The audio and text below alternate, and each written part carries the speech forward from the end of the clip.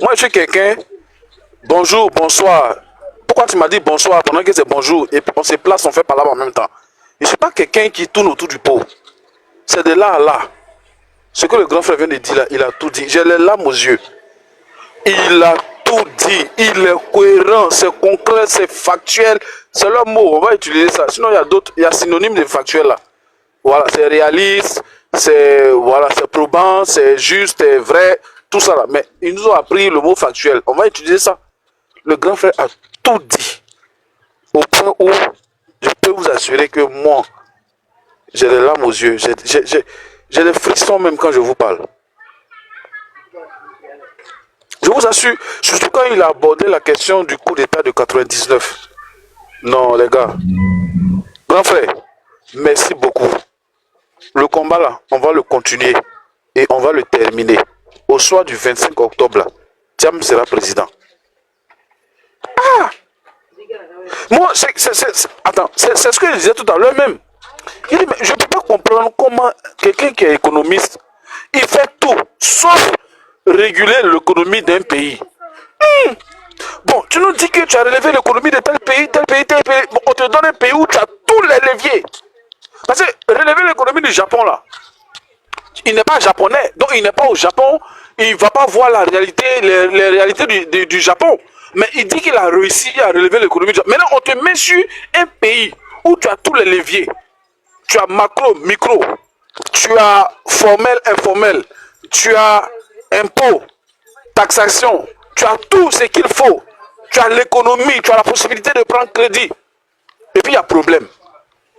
Ah, grand frère, tu as tout dit. Hey, les gars, est-ce qu'on ne va pas arrêter le panel? Parce que le grand frère a clôturé. Hein? Je vous assure, est-ce qu'on ne va pas arrêter le panel? Il a clôturé. Il a tout dit. C'est un expert de la finance. C'est un technicien en économie. Il est en Suisse. Il sait de quoi on parle quand on parle d'argent, quand on parle d'économie. Donc tout ce qu'il a dit là, il sait de quoi il parle, je vous assure. Comment? Mais il a dit quelque chose aujourd'hui qui m'a touché, j'ai jamais réfléchi à ça. Les projets qui avaient été réfléchis par le président Tidjam Thiam lorsqu'il était ministre du plan du développement, c'était des projets qui concernaient un certain nombre d'habitants, un certain nombre de populations. Abidjan faisait pratiquement, on va dire quoi, 1 million d'habitants. Mais au stade où les projets sont réalisés là, Abidjan fait 6 millions, 7 millions d'habitants. Et puis on vient nous dire, on applaudit. Ah bravo, tu as réalisé. Mais on n'a eu aucune révision de tous ces projets. Voilà pourquoi, à un moment donné, vous avez même vu. Vous avez vu que le pont même là, le pont, le troisième pont là, il y avait inondation dessus. Parce que des études n'ont pas été révisitées. Les études n'ont pas été révisitées. Bon, à côté de cela, quand aujourd'hui en Côte d'Ivoire, on se retrouve à partager des filets sociaux, et puis on nous dit que tout va bien. Bon, quand tout va bien, on ne partage pas les filets sociaux. Dites-moi, en Chine, là, est-ce qu'il y a filets sociaux? En Chine, là, est-ce que le président chinois, il partage filets sociaux? Est-ce que la Chine qui fait plus d'1 milliard d'habitants, là, est-ce qu'on partage filets sociaux pour dire aux gens, comme vous n'avez rien à manger, on vous donne 2 sacs de riz, 50 000 francs? Mais 50 000 francs, moi, je dépense ça chaque jour. Quand je suis en forme et puis je veux faire mes affaires, là, 50 000 francs, c'est rien. Parce que voiture, carburant même qu'elle met dans ma voiture pour tourner à Abidjan, c'est au moins 30 000. Mais aujourd'hui, on donne 50 000 francs à des gens et puis on dit non, dépensez ça sur 3 mois. Et puis on dit non, le pays va bien. Ah! 3 mois, 3 mois. Je sais pas si, oui, c'est 3 mois, c'est 3 mois. Il n'y a pas quelqu'un qui peut discuter ça ici. Et puis on nous dit que non, le pays va bien. Mais on n'est même pas en guerre. À Gaza même, Gaza où il y a guerre en Israël, là, Israël, Palestine, là. On ne leur donne pas de filets sociaux. En Côte d'Ivoire où tout va bien, là, où l'indice de sécurité avoisine l'indice de sécurité de la Suisse, là, on donne filets sociaux. Grand frère Charles, tu as tout dit. Hein. Franchement, c'est à cause du respect des autres. Hein. Sinon, moi, je fermais le panel. Franchement, je fermais le panel et puis je passais à autre chose. La journée d'aujourd'hui, là, je suis rassasié. Voilà.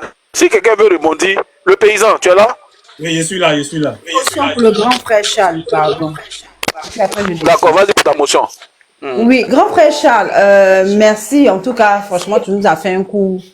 On a apprécié. Ce que j'aimerais te demander, pour nous qui sommes jeunes, pourquoi au moment où le président Alassane venait en tant que premier ministre, Tout ça n'a pas été vu, au fait. Ça m'intrigue. Je voulais demander à quelqu'un, mais je pense que vous êtes la bonne personne, peut-être pour me répondre. C'est juste ça. Et puis, bon panel à tous, je descends.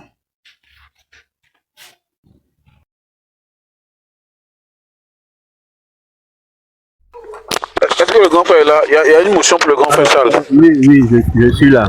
Comme je suis à la charge d'entrée chez ma voiture. Bon, pour cette histoire de Premier ministre d'Alassane, vous savez, il y a le président Houphouët-Boigny avait fait une guerre, ce qu'on appelait la guerre du cacao. Qu'il a Merci là-bas. Merci là-bas. Oui, j'ai tous les documents dessus. Voilà, il a perdu cette guerre. Et tous les créanciers, c'est-à-dire tous ceux à qui la Côte d'Ivoire devait là, c'est leur gars qui est Alassane Ouattara.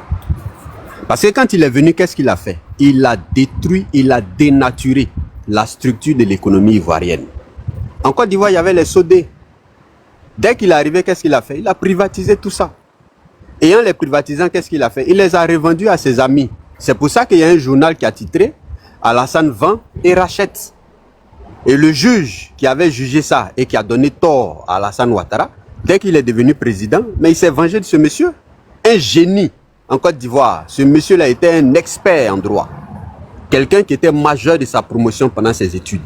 Mais Alassane était tellement jaloux de ce dernier-là. Il est mort, même malheureux. Donc, moi, quand on vient me dire que non, le président Oufoué a fait recours à Alassane Ouattara, je rigole.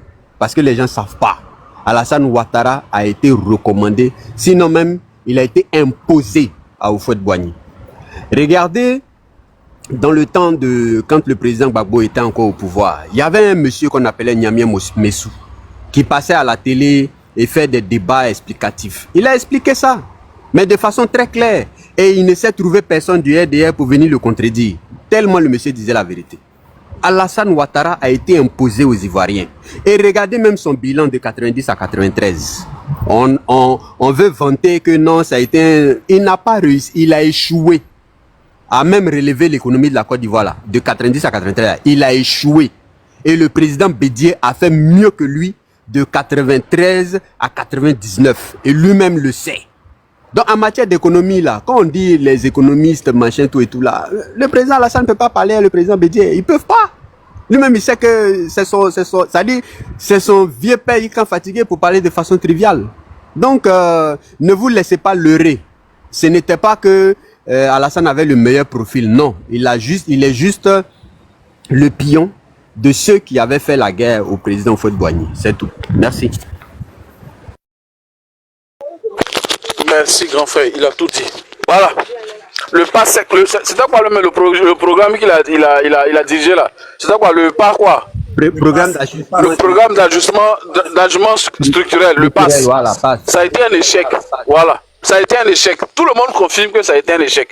Maintenant, quelqu'un qui a dirigé ça, il a échoué. Et puis les gens disent, oh, le brave cher, il est fort. Eh Seigneur, ta grâce, Dieu, il faut nous aider. Le paysan, vas-y mon frère. Bonsoir à tous, bonsoir à tous. Et puis c'est un plaisir encore de participer au live là. Bon, concernant le thème là, le quatrième mandat, et puis comment dirais-je, je sais pas si c'est un justificatif ou bien si c'est une raison, ou bien si c'est une motivation. De toutes les façons, ça ne tient pas la route, parce que la Côte d'Ivoire n'est pas en danger, la Côte d'Ivoire n'est pas un pays sahélien pour dire que nous sommes attaqués par des terroristes. La seule attaque terroriste qu'on a eue, c'était en quoi, je crois, en 2014. Et puis c'est bon, 2014 jusqu'à présent, on ne sait pas qui a fait le truc. Les personnes qui ont été condamnées là, on n'a pas vu le procès, on n'a rien compris dans le procès. Donc, quand il a les argumentaires sécuritaires et puis économiques, moi je trouve que non, que pour une personnalité de sa trempe, les arguments sont un peu... Le président, excuse-moi, hein. Lyon, je descends, il faut faire monter Jonathan Kouassi à ma place. D'accord, grand frère. D'accord, ça marche. C'est la guerre du cacao là. Ça marche. Oui, c'est l'historien. Ça marche. Vas-y. Ok.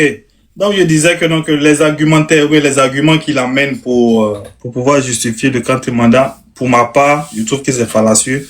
Et puis c'est pas respecter les Ivoiriens. On pouvait dire heureusement que nous, notre commandant en chef, c'est-à-dire le président Tidiane Thiam, à des solutions concrètes, pas des solutions, des pistes, des solutions concrètes, parce qu'il a étudié la chose, on sait sa force des frappes. Quand j'ai fini de dire cela, je voulais rebondir un peu sur quelques thèmes que vous avez abordés ou bien quelques échanges ou lieu qu'il y a eu entre panélistes là, à savoir c'était les thèmes sur le blanchiment d'argent, la propriété foncière ivoirienne, mais la propriété ivoirienne, qu'on appelle l'investissement en Côte d'Ivoire et autres. Je crois que, ou du moins, je crois qu'en Côte d'Ivoire, il y a un code d'investissement. Je crois que le code d'investissement, il date de 1959 et autres et tout quoi. Nous devons saisir la balle au panier lorsque ces supposés blanchisseurs ou bien ces supposés fausseurs là viennent investir dans notre pays. Il faudrait qu'on fasse comme la France, comme les États-Unis ou bien comme la Suisse. Si vous dites que vous êtes investisseur et que vous venez investir dans un pays, il y a les cahiers des charges. Nous, on ne vous empêche pas. Maintenant, quant à l'origine ou bien la provenance des fonds, c'est à vous de justifier. Nous, on accepte les fonds qui rentrent au pays. Maintenant, vous saviez que non, qu'il y a un code d'investissement. Ça veut dire qu'il y a une loi qui régit l'investissement en Côte d'Ivoire. L'argent doit être propre, c'est-à-dire avoir une source légale. Et puis, savoir dans quel domaine d'activité il est précisé. Si, après enquête, que nos inspecteurs ont mené, qu'on trouve que donc, ou bien le parquet financier ivoirien trouve que la source légale de cet argent est sale, l'État s'est saisi. Il n'y a pas d'argent sale. Aux États-Unis, là, lorsque les Américains attrapent les narcotrafiquants, ils saisissent la drogue, ils saisissent l'argent, qui est réinjecté dans l'économie. Il ne faudrait pas qu'on soit naïf. Même en France, les saisies de drogue, les saisies d'argent, ce n'est pas détruit. Moi, c'est seulement en Côte d'Ivoire, je vois qu'on détruit drogue. On ne doit pas détruire même la drogue. Ce sont des mécanismes économiques. Je crois qu'il y a des sachants en économie qui sont là. Je vais citer par exemple, comment le monsieur s'appelle, c'est un Français là, qui est ancien conseiller de Mitterrand, ou bien de François Hollande. Quand j'ai reçu son nom, qui dit que les sources illégales seront légales, comme la prostitution et la vente de la drogue. Quand on regarde aujourd'hui dans les pays européens, surtout en Allemagne et en France, en Hollande, on légalise maintenant la drogue, la marijuana. C'est légalisé. Mais seulement à un degré de consommation un peu modéré. Et toutefois, c'est une drogue qui est légalisée. Ce que je veux dire, c'est quoi? Nous sommes des pays pauvres ou bien des pays en voie d'émergence. Nous devons tirer les leviers. Les personnes qui viennent investir dans nos pays doivent connaître le code d'investissement et toute la législation financière en vigueur. Si vous apportez de l'argent et après, nos experts découvrent que cet argent est sale, on saisit cet argent-là. Ça devient bien propriété de l'État. Vous voyez, que ce soit les biens meubles ou bien les biens immeubles. Moi, je crois que on doit avoir une autre approche. Il ne faut pas forcément rejeter du revers de la main ce qui rentre. C'est vrai que non, que ça, hormis les drogues ou les cocaïnes qui rentrent dans le pays, ça, ce n'est pas bien. Mais l'argent, on peut les saisir. Une fois qu'on sait que non, que les gars ont mené des enquêtes et que c'est sale, on saisit et devient la propriété de l'État. Ça va faire des capitaux encore, ça va créer encore des sources de, qu'on appelle, des créations d'emplois ou bien d'autres activités. Ça, c'est sur un point. Maintenant, concernant la diaspora, les investissements de la diaspora. Je crois que le président Thiam, je crois que ça date dans le mois de juin ou juillet, c'était en France, où il était invité par la diaspora et il a fait un speech. Ce que j'ai pu comprendre, c'est qu'il a dit que la diaspora va jouer un grand rôle dans le fonctionnement de la Côte d'Ivoire lorsqu'il sera aux affaires. C'est ce que j'ai pu comprendre. Et que les flux d'échange entre la diaspora africaine en général et entre la diaspora africaine vivant en Europe et l'Afrique se tourne autour de 400 milliards. Et particulièrement pour la Côte d'Ivoire, c'est c'est un grand manque à gagner. Donc, il envisage créer une banque d'investissement dédiée uniquement que à la diaspora dans des secteurs bien spécifiques. Je crois qu'il en a parlé de ça. Donc, c'est dit que quoi? Nous, diaspora, comme on se fait gruger par, on peut dire le gouvernement, parce qu'il y a le problème de monsieur Akala, plus de 40 milliards de francs CFA qui voulait investir dans le secteur immobilier, qui ont disparu dans une banque. Tout ça là, c'est déplorable. Et sans oublier les particuliers qui amènent l'argent, il faut justifier, ça crée trop de choses. Je crois j'ai cru comprendre qu'il allait créer une banque d'investissement pour la diaspora africaine, particulièrement ivoirienne, désireux d'investir dans les secteurs bien clés. Ce sont les secteurs qui seront donnés priorité à la diaspora ivoirienne parce que ce sont des personnes qui ont des ressources financières qu'on peut mesurer et qui sont vraiment susceptibles de pouvoir créer des emplois et créer plein d'activités à revenus très très intermédiaires. Aussi, lors de cet échange-là, il a dit que non, surtout concernant le secteur informel, il a trouvé déplacé qu'on minimise ou bien qu'on jette en pâture le secteur informel en Côte d'Ivoire.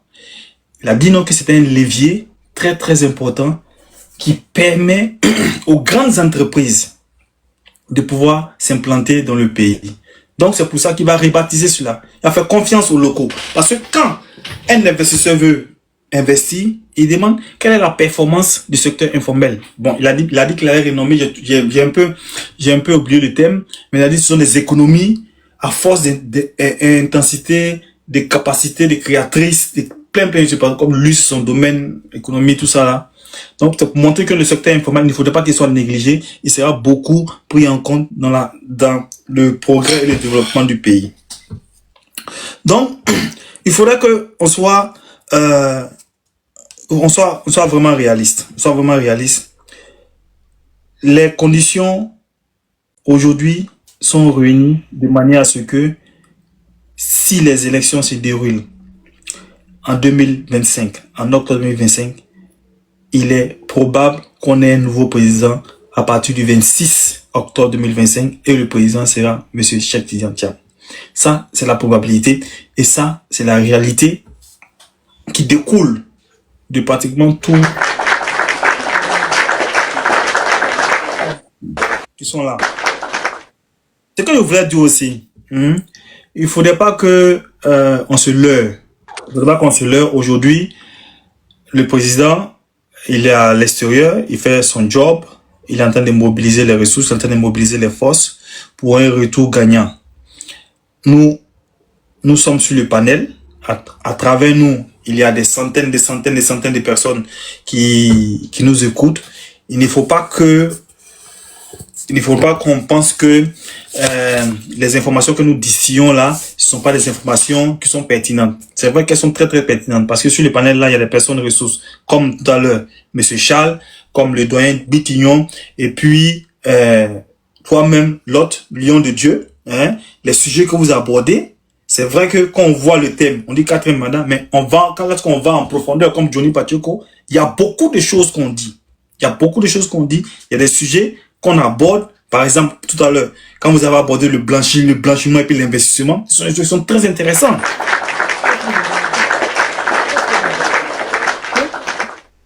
Beaucoup de personnes ne connaissent pas. On dit blanchiment, oui, c'est quoi? Blanchiment, c'est quand la source n'est pas légale. Mais une fois que la source est légale, on ne parle plus du blanchiment. Donc, il faudrait qu'on soit réaliste. C'est-à-dire que, c'est vrai. Regardez, par exemple, lorsque les Bongos vont investir, les Français savaient très bien que l'argent n'était pas légal. Mais ils ont pris quand même. Donc, pour le créer des problèmes, ils ont mené un procès. Pareil pour les Obiang. Pareil. Donc, nous aussi, on ne dit pas que non, viens investir avec l'argent sale. On dit qu'on a un code d'investissement, il faut le regarder. Si toi, tu penses que ton argent est propre, il n'y a pas de souci. Mais nous, après nos enquêtes, je pense que c'est ce que le président Thiam va faire. Après nos enquêtes, si on découvre que ton argent est sale, mon frère, on te dit qu'on t'assigne en justice, l'argent on le récupère, tous les biens sont récupérés, ça devient propriété de l'État de la Côte d'Ivoire. Là, comme ça, il devient légal. Parce qu'au moins, tu savais et tu nous as trompés. Parce qu'on s'est dit quoi? Un investisseur. On nous donne toute la confiance. On s'est dit, nous sommes un État sérieux, parce que la tête est une personne de grande crédibilité et de grande probité, reconnue au national comme à l'international, avec toutes les signatures possibles. Donc, si nous t'acceptons, il faudra respecter les conditions, il faudra respecter la règle du jeu. La règle du jeu, c'est de respecter nos codes. Donc, si toi, tu uses de cela pour nous tromper, on va saisir les biens, on va saisir tout ce qui va te décourager à ne plus recommencer. Maintenant, il y a le camarade Ravin qui avait parlé de lettrisme et puis de lettrisme. Je dis que non. En Côte d'Ivoire, la majeure personne qui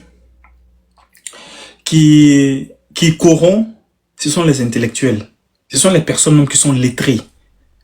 Prenons le cas simplement de Zoro Bibalo Epifane. C'est quelqu'un qui est diplômé, majeur de sa promotion de l'université de Côte d'Ivoire. Mais, à cause de l'argent qui s'est vendu son âme pour nous emmerder,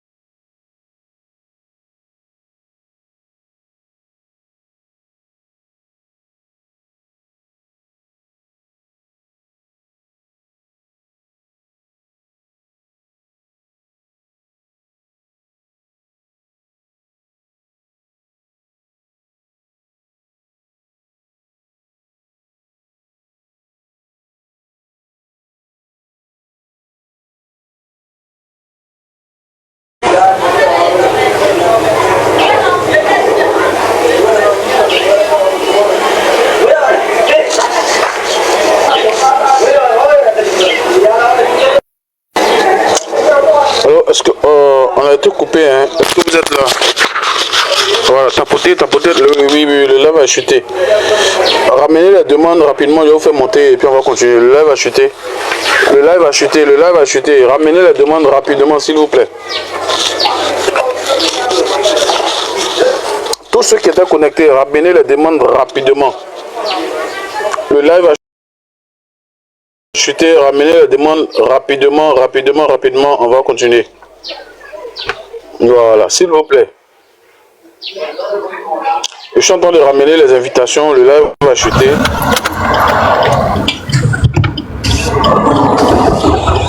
Bis, c'est comment on m'entend? Oui, on t'entend. Le live va chuter. Donc je ramène les invitations rapidement pour que les gens reviennent. Apparemment, c'est ce que j'ai constaté. Oui, quelqu'un m'a appelé en fait. J'ai reçu un appel, donc c'est chuter le live. Oh. Non, il faut la dire, donc attendez. Bon, on fait ça, hein. C'est quelle affaire? Non, on y va rapidement.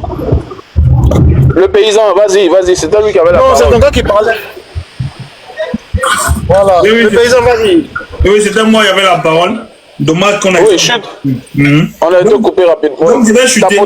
Tapotez massivement le live, partagez, qu'on remonte. J'ai chuté pour dire que le blanchiment, les gens savent ce qu'ils font. Ils contournent nos lois. Avec le président Tidjara Thiam, ça sera une autre chose. Tu viens investir dans le pays. On considère que ta source légale d'argent est propre. Si nous on met nos enquêtes à travers nos services financiers, nos services juridiques et qu'on s'aperçoit que tu nous as trompé, l'argent sera saisi. Tu vas faire la prison en fonction des textes en vigueur. Concernant l'investissement, la diaspora a un très grand rôle à jouer parce que les flux financiers entre l'Europe et l'Afrique, particulièrement entre l'Europe et la Côte d'Ivoire, sont très très très importants. Quand on prend les statistique de Orange Money ou bien quoi, c'est plus de 40 milliards par an. Donc ça là, le président fait comprendre que, et puis il veut bien parler de notre commandant en chef, Cheikh Tidiane, fait comprendre que donc, cette manne financière là, elle peut être canalisée à travers une grande structure comme une banque dédiée à la diaspora dans les secteurs bien spécifiques. La priorité sera de nos Ivoiriens. La priorité sera de nos Ivoiriens et on va créer les conditions pour que chaque Ivoirien désireux d'entreprendre dans un secteur bien spécifique, bien déterminé, puisse avoir l'encadrement juridique, financier pour son activité. Donc, je suis pas là et puis j'ai dit, on reste toujours dans la mouvance et puis vive le PDCI, vive la victoire pour 2025.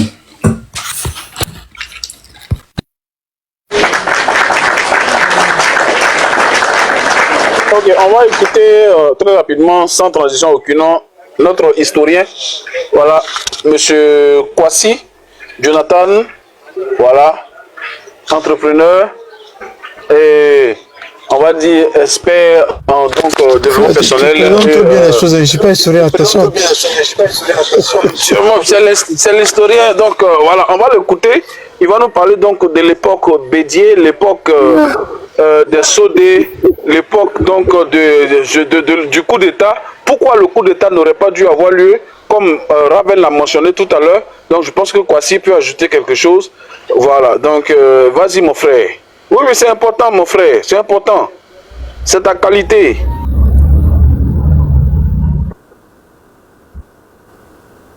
D'accord, Donc, on va faire comme un peu. Voilà, vas-y. Voilà. Le RDL, là, venez écouter. Bon, il y a un point de notre histoire que beaucoup de gens n'ont pas regardé, c'est la crise pétrolière qui eut dans le monde quelque part en 73-74. Parce que la dernière façon qu'il a dit ça à Nissan, il a dit non, c'est en 79. Non, la crise pétrolière a commencé quelque part entre 73 et 74. Ça a commencé en 73. Mais pendant ce temps-là, en Côte d'Ivoire, par exemple, il y avait des gens comme Henri Konan Bédié qui avaient embrassé la vision du président Oufoué, qui était de faire de la Côte d'Ivoire une destination sûre. Un pays très riche.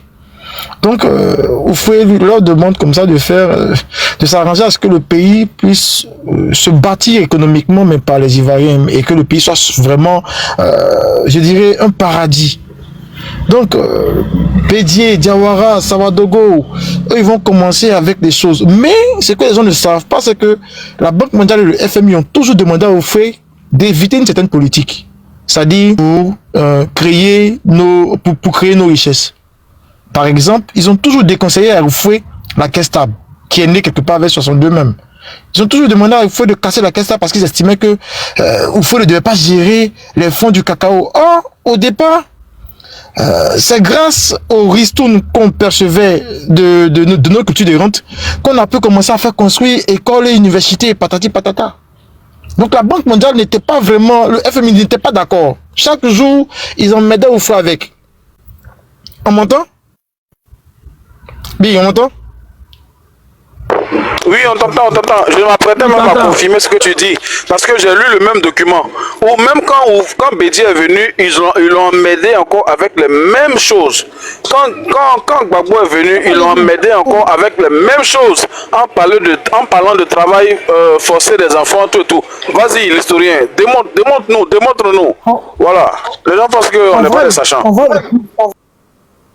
En vrai, le truc, c'est quoi? C'est que l'intérêt des corps de l'organisation internationale, c'est que les pays dépendent d'eux. Comme ça, si tu dépends de moi financièrement, comme le président Thiam m'a dit, c'est moi qui te donne l'argent, tu seras obligé de faire ce que je dis. Or, dès la sociale indépendance de la Côte d'Ivoire, on était vraiment sur une bonne lancée. Surtout quand Oufoué a décidé de faire venir auprès du ministre blanc de l'économie et des finances, le fameux Bédié, en 66, attaché du ministre, et ensuite, en 68, quand il prend la place, alors là, l'équipe est carrément montée. Savadogo, expert agronome au niveau de l'agriculture, Bédié, économiste et juriste de formation au niveau de l'économie, il s'appelle comment, Diawara, je pense au niveau du plan. Et puis il y avait un autre, monsieur Ekra. Donc eux maintenant, il faut faire une réunion avec eux, il va leur demander de s'arranger à ce que cette Côte d'Ivoire qui hier était vraiment remplie de cerveaux étrangers soit maintenant remplie de cerveaux ivoiriens, mais surtout que les enfants du pays puissent vraiment bénéficier des richesses. Donc rapidement, Bédié lui sa politique c'est quoi? Depuis Oufoué, lui sa politique c'est utiliser les ressources du pays pour ensuite faire grandir. Donc ce qu'il va proposer d'abord comme premier projet, ça sera la BNDA, la Banque nationale de développement agricole. C'est à partir de la BNDA que nos parents agriculteurs vont commencer à beaucoup gagner. Parce qu'on va les financer. Et quand on va les financer, il y a beaucoup qui vont planter. En tout cas, ça ne sera pas du jeu. De l'autre côté, ça faisait des jaloux. La Banque mondiale et le FMI disent, mais c'est pas croyable. Pourquoi nous on est là? Nous, on est censé vous donner l'argent. Mais vous réussissez à vous débrouiller sans nous. Donc maintenant, la Banque mondiale et le FMI vont commencer à dire au faut que ton équipe, là, c'est une mauvaise équipe. Tu es trop protectionniste. Tes entreprises que tu crées là, c'est pour juste biberonner les Ivoiriens. Et que c'est pas bon. Hein? Tes enfants là, tu les cajoles trop. C'est pas bon. Ils ont bavardé dans les oreilles du fouet jusqu'à 74. Où Fouet va avoir raison sur lui là, c'est en 74, en 73. Quand il y eut le choc pétrolier à travers le monde, tout le monde entier était en train de flancher. La Côte d'Ivoire était tranquille. On n'a même pas entendu bruit. On continuait de vaquer à nos occupations comme si de rien n'était. Tout allait bien. La Banque mondiale écrit au Fouet, mais tes entreprises là, c'est pas bon. On te dit, il faut dépendre de nous. Laisse-nous te donner crédit, tu as évolué. 74, 75, 76, 77. On parle du miracle qui vient. Tout le monde commence à chanter la Côte d'Ivoire. Par-ci, par-là. C'est là maintenant que on va, Nelson Didier va se permettre de chanter le nom de Bédié. On va dire comment ils vont l'appeler là. L'artisan en chef, le maestro. C'est lui, il est au niveau de l'économie et il gère tout, la tour de contrôle. Bon, quelque part, ils sont certifiés, s'il vous plaît, votre micro. Je vais faire un peu vite parce que moi-même, je retourne au travail. Quelque part, il y a commencé à avoir un petit problème. Déjà, faudrait pas qu'on oublie ce fait-là. Il y avait une grande partie du Nord qui était vraiment dévouée à la cause du PDCI et du Fouet. Voilà. Maintenant, le problème c'est que les gens préféraient rester à Abidjan et investir à Abidjan, vivre à Abidjan. Les fonctionnaires là, même quand on les envoie à l'intérieur, ils préféraient venir ici. Du coup, Oufoué va commencer à donner des pourboires, des vacances gratuites à des fonctionnaires pour qu'ils aillent visiter l'intérieur. Parce que si jamais ils visitaient l'intérieur, ils pourront au moins commencer à s'y installer. Il y avait même des voyages où on te payait le billet à moitié prix, tout ça. Mais toujours, le Nord paraissait un peu enclavé.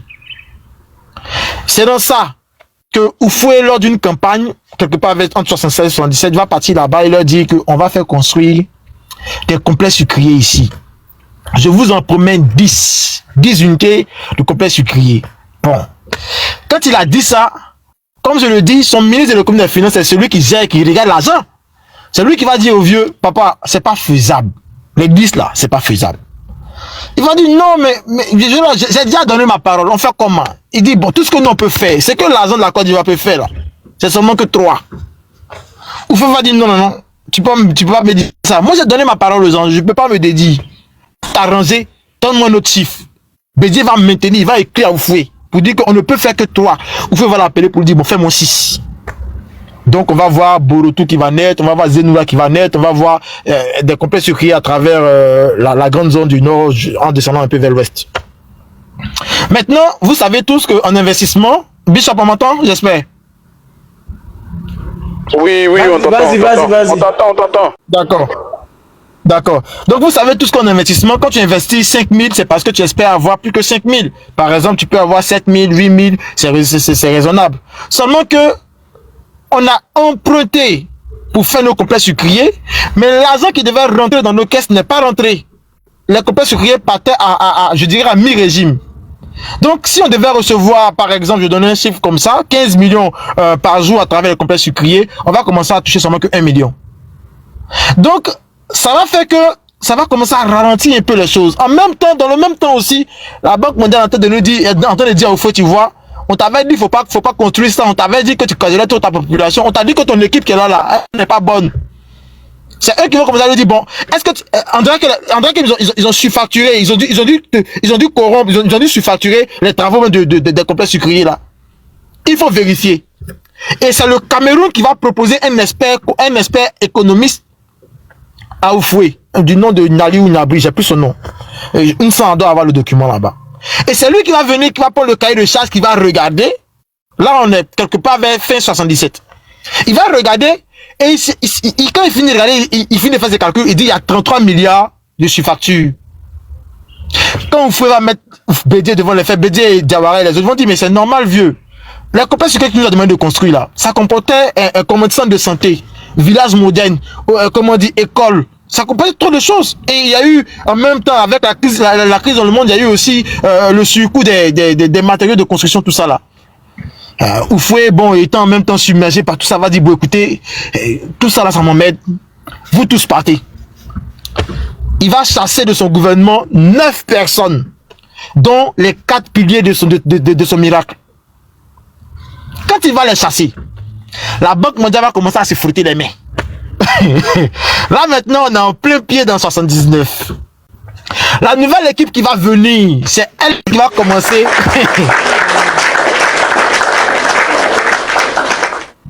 La nouvelle équipe qui va venir, c'est elle maintenant qui va commencer. C'est-à-dire que quand on dit voler dans les caisses des entreprises là, c'est ça même, c'est maintenant ils vont commencer à bien faire.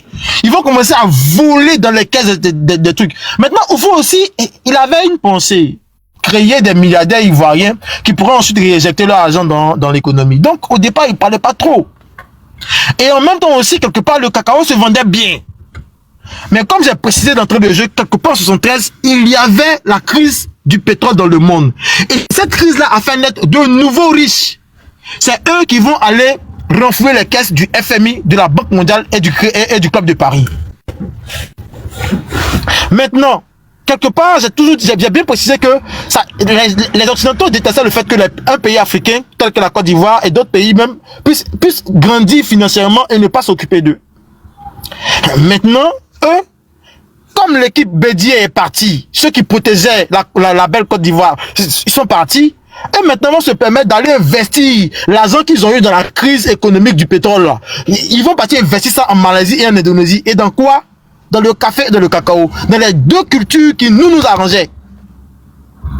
Donc, quelque part en 80, pendant que les gens qui sont montés, la nouvelle administration qui est montée continuait de voler, en 80, le prix du cacao va chuter, le prix du café va chuter. Toutes nos cultures de rente vont chuter en prix. Parce que l'Indonésie et la Malaisie auront reçu beaucoup d'argent qui vont investir, qui vont entrer dans les cultures de rente. Vous voyez? Et c'est à partir de là que va commencer la guerre silencieuse. Et si vous voulez, ça a commencé bien avant, mais c'est à partir de là que Oufou va commencer à vraiment avoir des problèmes. Mais jusque là, on va dire que quand tu as gardé beaucoup d'argent, mine de rien, il y a encore des relents, même quand tu deviens pauvre, il y a quand même quelques petites choses qui restent un peu. Donc jusqu'en 84, l'école était quasiment gratuite en Côte d'Ivoire. Jusqu'en 84, il n'y avait pas vraiment trop de choses. Mais depuis le prix du cacao ne montait pas. L'Indonésie nous tapait fort. Oufou est parti en 83 au niveau du Club de Paris pour leur demander une assistance. C'est là, c'est en 83. Je précise le mois. C'est en juillet 83 que le président Oufou rencontre pour la première fois le président Alassane Ouattara. C'est en juillet 83. Et là, quand vous partez chercher sur le Club de Paris, vous voyez, je pense même que dans l'une des vidéos, le président Alassane Ouattara a précisé la date à laquelle il a vu Oufou. Et c'est quelque part là que le Club de Paris va commencer à introduire son pion auprès d'Oufou. Tu es venu nous demander crédit, on t'a dit ça depuis longtemps. Donc, ce qu'on va faire, tu vas commencer à mettre des entreprises, quelques entreprises, comment tu vas commencer à privatiser certaines entreprises. Donc, il y aura ECI, il y aura quelques entreprises qui vont se faire privatiser. Mais ça suffisait pas. La crise continuait, ça s'accentuait. Au point où on a commencé à ne plus payer nos fonctionnaires. Et ça a commencé à grogner. En même temps, dans le temps, le FPI venait de naître clandestinement en 82. Et la plupart des gens du FPI étaient surtout des cerveaux de l'école, c'était des professeurs. Ils avaient une manière de fonctionner. Ils écrivaient des tracts qu'ils donnaient aux étudiants un peu partout. Donc, dans eux, la pensée, Oufoué était un voleur. Oufoué, à lui seul, s'était arrosé le droit de dépenser comme il veut l'argent de la Côte d'Ivoire. Donc, si jamais les Ivoiriens voulaient vraiment bénéficier des richesses du pays, il fallait tout faire pour chasser le pouvoir. Donc, en même temps que le FPI faisait la propagande en bas, en même temps aussi, ça n'allait pas dans le pays, ceux qui étaient là volaient dans les caisses. En même temps aussi, le Club de Paris, avec le FMI et autres, tout ça là, il nous emmerdait. Dans cette cacophonie, voilà le président Ouattara qui vient en études en Côte d'Ivoire en 89. Il y a un petit livre qui est pendant, je n'ai plus le nom de l'auteur, quelqu'un Stéphane, j'ai plus ça, dans lequel il dit Côte d'Ivoire, relation Côte d'Ivoire FMI, Oufoué Boigny FMI, c'est un truc comme ça. Partez chercher sur le tennis, vous allez trouver le livre. J'ai un peu oublié les trucs. Donc, c'est eux maintenant qui vont dire, bon, voici notre élément, il va suivre ton pays et puis il va te proposer des choses. Mais bien avant, c'est eux qui vont lui dire, bon, faut t'arranger, il n'a qu'à devenir gouverneur, parce que le président était d'abord devenu vice-gouverneur de la BCAO. Maintenant, il faut passer de vice-gouverneur au poste de gouverneur pour qu'on puisse savoir que tu es ivoirien. Parce que vice-gouverneur, c'est pour la Haute-Volta ou le Burkina. Ce que les gens comment on appelle ça, du RDN nous laissent entendre, c'est que le président Alassane Ouattara était en conflit ouvert avec Thomas Sankara. Mais j'ai suivi une interview sur une chaîne burkinabé où il a dit, j'ai même gardé cette interview dans mon téléphone, où les gens disent non, que c'était pas parce que monsieur Ouattara il était en guerre ouverte contre Thomas Sankara, non. C'est parce que apparemment le président aurait demandé un montant comme salaire et ça n'a pas plu à Thomas Sankara. Il a dit non, le pays est truc, si tu peux pas travailler pratiquement, si tu peux pas travailler à rabais, alors faut partir.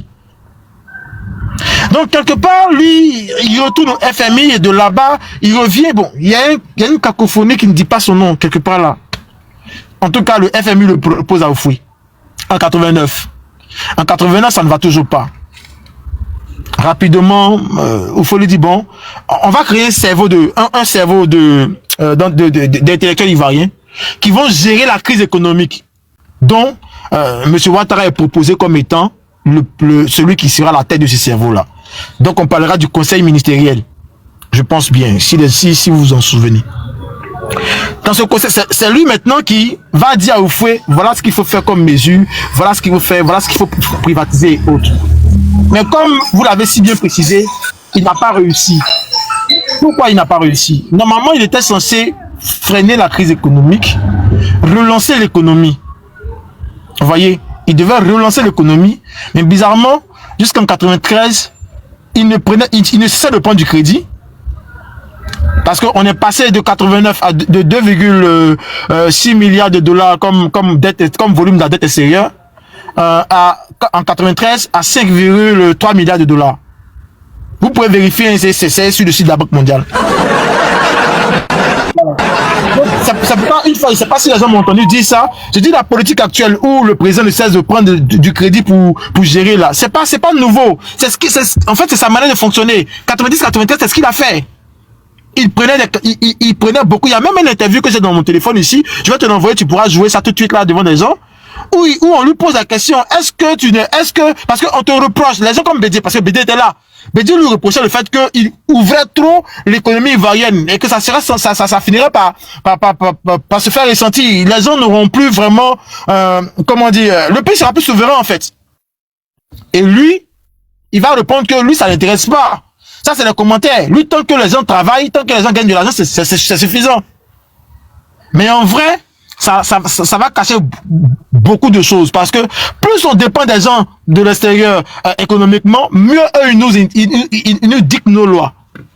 Donc fin 93, le président décède, le président le premier ministre Alassane Ouattara va devoir partir. Et quand il va partir, quand Bédié vient trouver une dette colossale de plus de, je pense, pratiquement 9 000 milliards, c'est 8 700 et quelques milliards. Il va faire une interview. Il va dire, voilà ce que j'ai trouvé comme dette. Donc, moi, ma politique, c'est quoi? C'est de changer les choses. Moi, je veux qu'on parle de nos richesses pour aboutir à une souveraineté. Donc, de 94 jusqu'à 99, ça sera la politique de Bédié. D'abord, en premier lieu, qu'est-ce qu'il va faire? Il y aura des évaluations en 94. Tout le monde va critiquer ça. Mais ce qui est vraiment frappant chez Bédié, c'est que dès qu'il vient, sa priorité, c'est d'ériger des barrages, des crues d'eau. 30 à travers le pays. Pourquoi? Parce que pour lui, il faut soutenir les paysans qui vont beaucoup produire pour ensuite inonder le marché ivoirien de produits locaux et à bas prix. Maintenant, une fois que la population ivoirienne arrive à manger à sa faim, son équipe maintenant pourra se permettre de gérer la dette. Et effectivement, c'est ce qui s'est passé.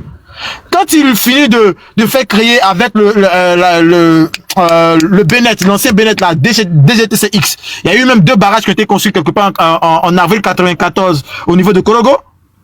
Quand il va finir de faire ça, il va faire entrer, comment dire, le projet d'exploitation clé en main. Rapidement, il va appeler les jeunes pour leur dire, allez-y trouver le moyen de faire les plantations. On va vous aider. L'argent qu'elle a là, on va pas vous donner. Les fonctionnaires qui ont fini, qui partent à la retraite là, il va les rappeler pour leur dire, vous ne rentrez pas en fonction publique, mais est-ce que c'est pas possible que vous puissiez aussi devenir des planteurs? Parce que vous êtes partis à l'école, vous saurez mieux gérer tout ça. Donc il va essayer de mettre le pays dans cette affaire d'agriculture. Comment dire, Espoir 2000 va chanter pour dire que c'est gâté. Maintenant on prend appui pour faire sauce. Ils vont chanter ça pour dire que on a diversifié nos cultures. Mais en fin de compte, jusqu'à ce qu'on atteigne 95, le prix des denrées avait rechuté. Celui qui avait 35 000 pouvait à la fois s'acheter sa maison, se nourrir sa famille tranquillement. Vous voyez? Et jusqu'en 99, ça aura un gros impact sur notre taux de pauvreté. Parce que déjà, le taux de pauvreté va passer de 37,5 à 33%. Et puis il va y avoir le coup d'État. Le coup d'État, je vous le dis, hein, ceux qui ont fait le coup d'État ont parlé. Ils disent que c'est pas à cause des rivalités qu'ils ont fait le coup d'État là. Ils sont venus faire le coup d'État parce qu'ils estimaient qu'il n'y avait pas d'inclusion électorale. Et la seule personne qui était exclue dans ce temps-là, c'était qui? Le président Alassane Ouattara. Bon, j'ai été assez long, désolé. Je dois retenir au boulot. Sinon, il y a encore beaucoup à dire sur l'époque Bédié. Alors, Bishop, je te laisse. Attends, monsieur Kwasi. Monsieur Kwasi. Merci. Monsieur Kwasi. Tu as tout dit, tu n'as même pas terminé sur les sodés. Il fallait terminer sur les sodés. Saut de riz, saut de fort, saut de temps, saut de saut de manioc. C'est ça, le gouvernement Bédié, c'est les sodés. Il a terminé avec les sodés qui nous ont fait du bien. Voilà. Bon, d'accord, les sodés. Okay, c'est pas grave. Les sodés. Faut comprendre une chose. C'est vrai qu'il y a la part des irresponsables qui ont beaucoup détourné, mais aussi il y a la part de la collectivité ivoirienne. Lyon, on m'entend? Lyon, est-ce qu'on m'entend? On t'entend. On t'attend, laisse Kwasi terminer. Non, oui, effectivement. Il peut nous donner des sources pour qu'on puisse. C'est très important ce qu'il vient de dire là. Oui, si on peut avoir je suis là, je vous écoute. Est-ce qu'on peut avoir des trucs pour lui? C'est l'historien en fait. Il a les sources. Il a les sources, il a les livres, il a les documents. Oui. Il demandait les sources. Je suis en train de lui dire que c'est l'historien.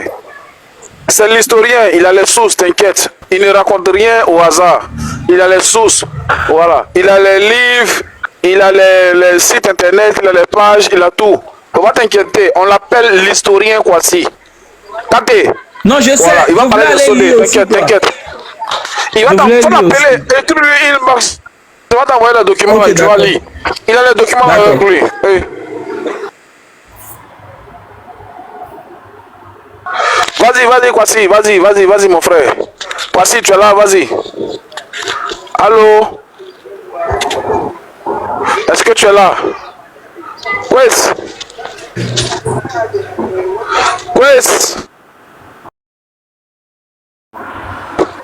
Vas-y, il y a un petit décalage, mais vas-y, on t'entend. Kwasi est là, il vit dans le passé, donc il ne sait pas comment se démuter. Sinon, ok. Voici, c'est un oui, je t'envoie la vidéo dont je parle. La vidéo dont je parle, je t'envoie la vidéo. Bon, bienvenue, Kwasi, bienvenue dans le présent. Vas-y maintenant. Apparemment, il y a un problème de réseau. Attends que je vois. Ok. Laisse Raven intervenir et puis tu reviens. C'est bon? C'est bon? Il était pas convaincant. Il y a un problème de réseau là, je suis. Laisse-le finir. Oui, Laisse Kwasi finir, On pardon. m'entend là? On m'entend? Kwasi, on t'entend maintenant. Tu es venu dans le présent. Voilà. Internet fonctionne. On t'entend maintenant. En fait, il y a un problème de réseau là, je sais même pas si. Vas-y, on t'entend, vas-y. On m'entend, non? D'accord. D'accord. Je vais envoyer rapidement. Je vais envoyer rapidement dans le truc là. Tu vas prendre, tu vas jouer. Celui qui peut jouer, ça va jouer parce que ça va édifier beaucoup de personnes. Quand je parle de la gestion du président Ouattara de 90 à 93, vous pouvez facilement comprendre. Hein? Bishop, accorde-moi juste 2 secondes parce que je t'envoie ça rapidement. 2 secondes seulement, je viens. Je t'envoie ça. Ok. Il faut m'envoyer ça aussi, Lyon. Dès que tu as ça. D'accord, ça marche. Je vais mettre ça dans le grand groupe. Ça marche. Ok, alors, ça marche. Ok. Je pense qu'il y a Masqué qui est là. Il va intervenir après Franck. Et puis on va revenir à Ravel. Ouais. Avant de revenir à Paysan. Oui, Masqué, vas-y mon frère. Allô? Oui. Allô, Bishop? Oui, je t'entends.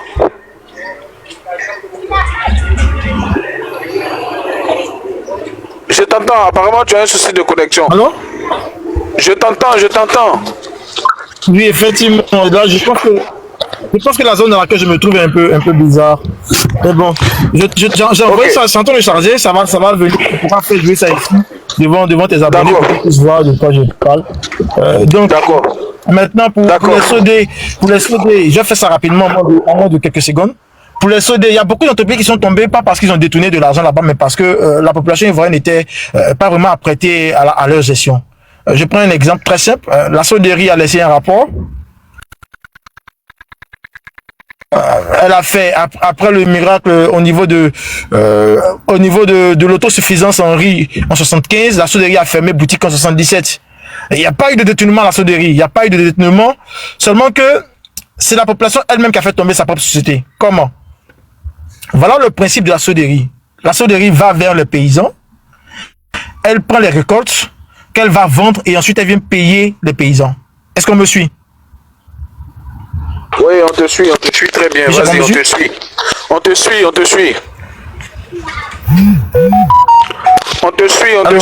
Allô, est-ce qu'on me suit? On te suit.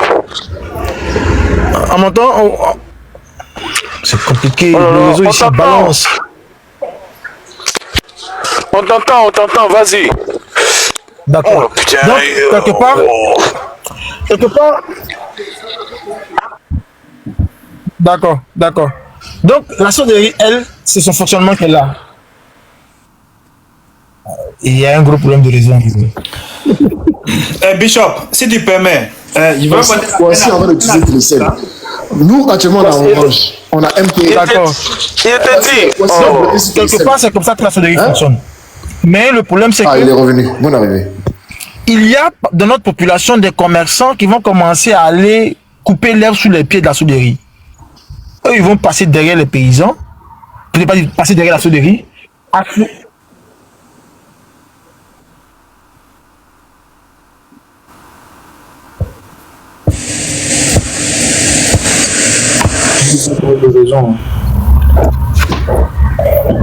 Bishop, si tu permets, je veux apporter un additif à ce qu'il est en train de dire là. Parce que vas-y. C'est vrai qu'il a eu un problème avec les sodés, mais toutes les sodés n'ont pas disparu. La preuve. Effectivement. Je suis d'accord avec toi. On a Sodefort qui est toujours là. Voilà, on a la Sodefort, on a la Sodexam, on a la Sodemi, on a quoi encore? Je crois, il y a au moins 4 sociétés, 4 sodés qui sont encore existantes. Et puis encore, il y a la soderie de Yamsogo qui existe. Donc tout n'est pas fermé. Hein, c'est vrai ce qu'il dit. C'est que la population n'a pas répondu aux attentes des sodés. Hein, mais la sodépalme existe. C'est vrai que les populations n'ont pas répondu. Ok, je te laisse continuer, oui.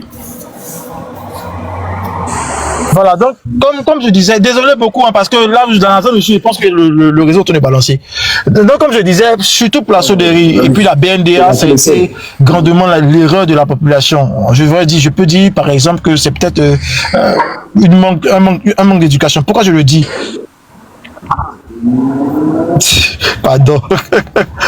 Pourquoi je le dis? Parce que déjà, pour la Soderie, elle va, son mode de fonctionnement, il est clair. La Soderie va voir les paysans, elle prend la récolte des paysans qu'elle va vendre. Et ensuite, qu'elle finit de vendre, elle revient donner l'âme des paysans. Dans notre population, il y a des commerçants. Il y a des commerçants qui, eux, vont couper l'herbe sous les pieds de la Soderie. Ils vont pratiquement aller proposer déjà de l'argent aux paysans pour prendre les récoltes. De sorte à ce que quand la Soderie vient, il n'y a plus de récolte. Donc, c'est eux maintenant qui vont devenir les détenteurs de la vente de riz en Côte d'Ivoire. Vous voyez? Et ils vont faire ça après 75. 76, 77, la Soderie va fermer parce qu'il n'y a pratiquement plus rien. Elle ne recevait pratiquement plus rien. Voilà. Pour la BNDA, ça a été pareil. Les paysans étaient subventionnés. On parle de pratiquement 92 milliards qui ont été sortis de nos caisses. Pratiquement 92 milliards. Mais il y a beaucoup de paysans qui vont prendre l'argent. Au lieu d'aller faire le sang, ils vont se marier et prendre 3 à 4 femmes. 4 femmes, les musulmans là. Justement, il y a même une anecdote de Laurent Gbagbo qui parlait de ça, où il dit que moi mes parents mettaient là même, les gars déconnent. On vient faire des bas-fonds pour vous, on vous dit d'aller planter, vous dites non, quand un garçon s'arrête dans l'eau, et il devient puissant. Effectivement, la BNDA, sous le désir de Sawadogo et de Bédier, a financé, comment dire, les bas-fonds dans beaucoup de régions. Mais voilà, les gars, ils vont après l'investissement, ils ne vont pas vraiment travailler. Du coup, en 91, elle sera obligée de mettre la clé sous le paillasson. Voilà, donc il y a quand même ça.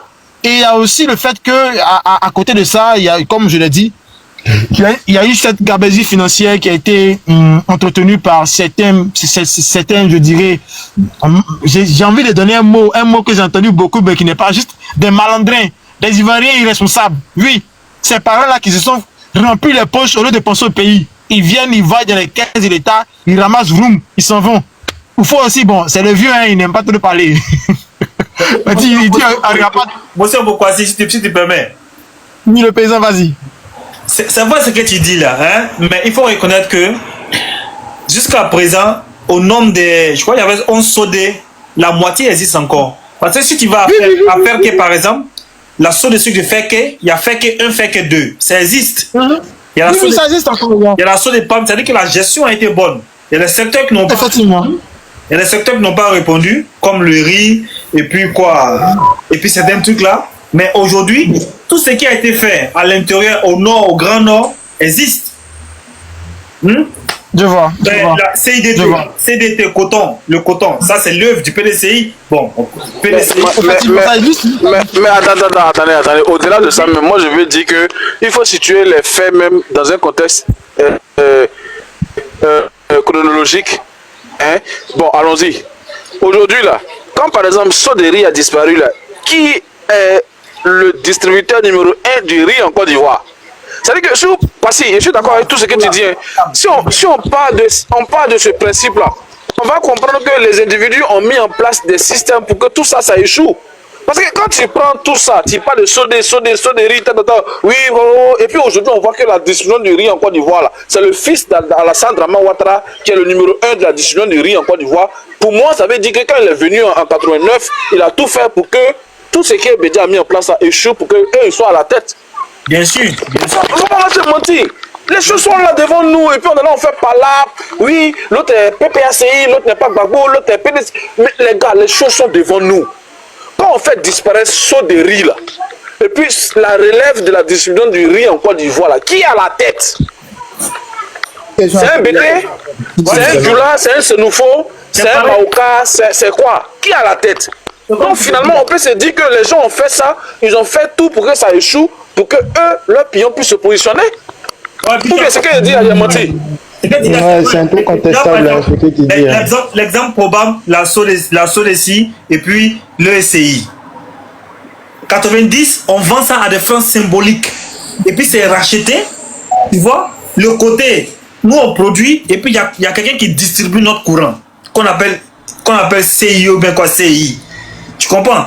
société ivoirienne de quoi? De distribution d'énergie qui a été vendue. Notre SCI a été disséqué et vendu par des particuliers.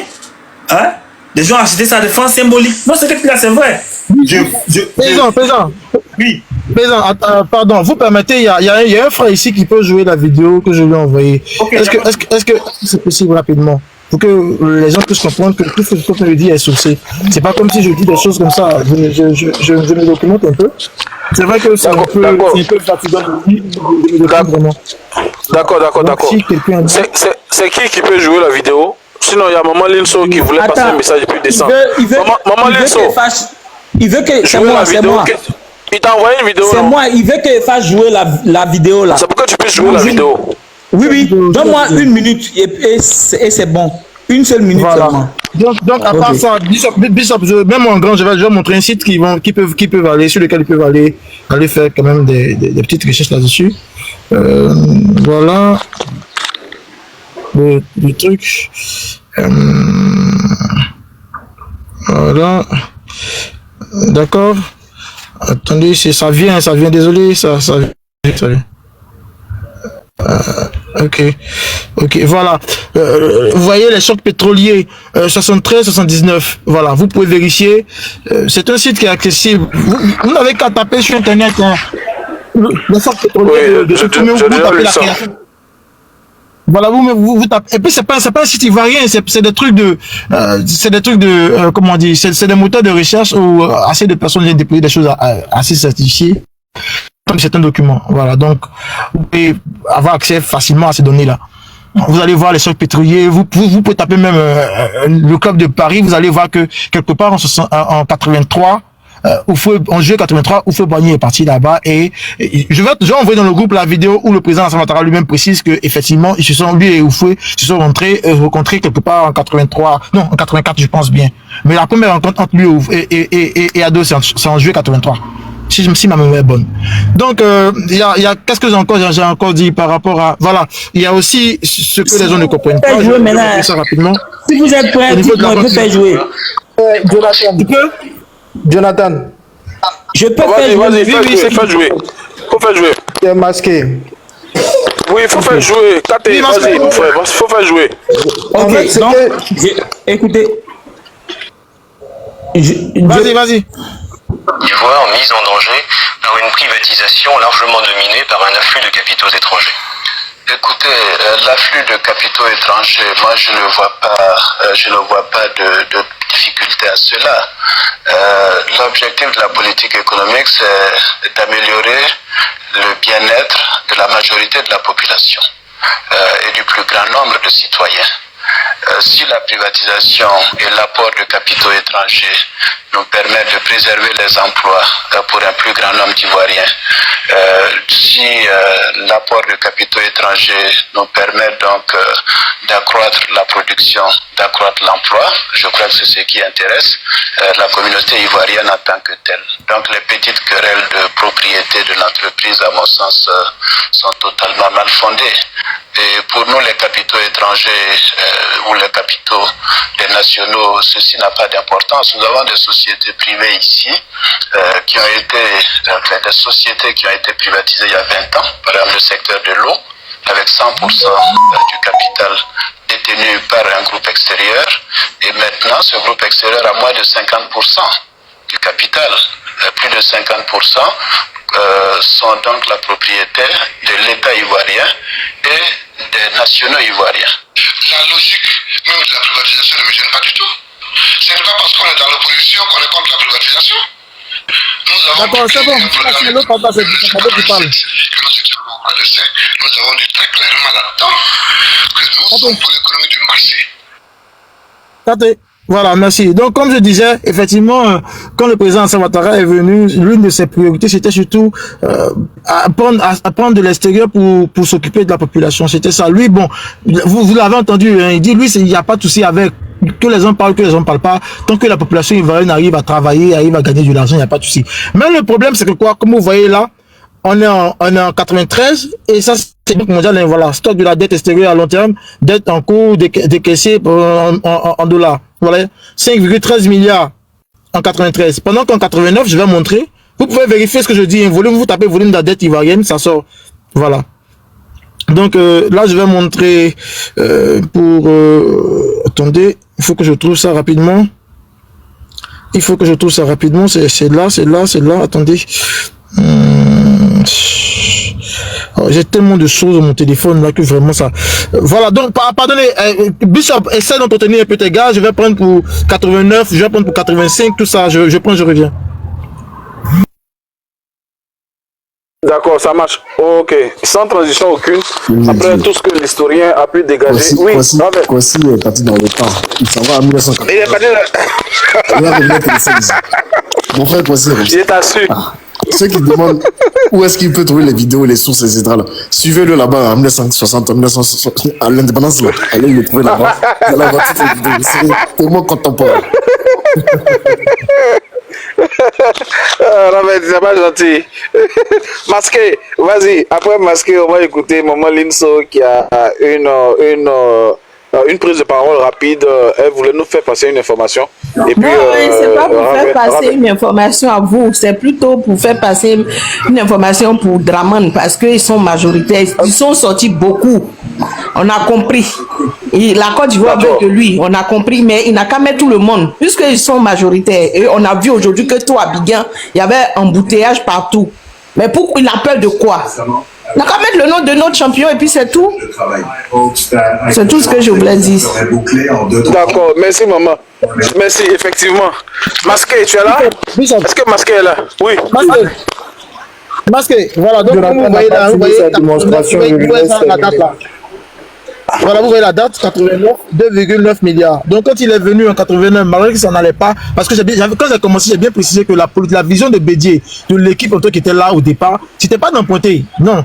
Eux, ils voulaient partir des richesses qu'on a pour développer le pays, pour surtout ne pas avoir à dépendre de l'extérieur en matière de décision. Il y a même la vidéo de Bédié du 22 décembre 99 où il était content, il faisait, on va dire, l'éloge du travail qu'ils ont pu faire depuis 94 jusqu'à 99, où il précisait que ils ont fait le pari de payer toute la dette, même si c'est pas encore fini, mais ils sont sur le chemin. Vous voyez, ils sont sur le chemin parce que l'intérêt c'est quoi? Quand les gens te donnent l'argent, c'est eux qui te disent tes lois.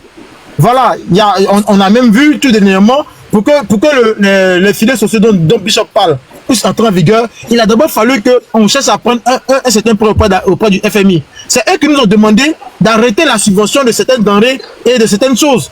Donc, en contrepartie, pour pallier au fait qu'on arrête la subvention quelque part, le gouvernement a fait créer les filets sociaux.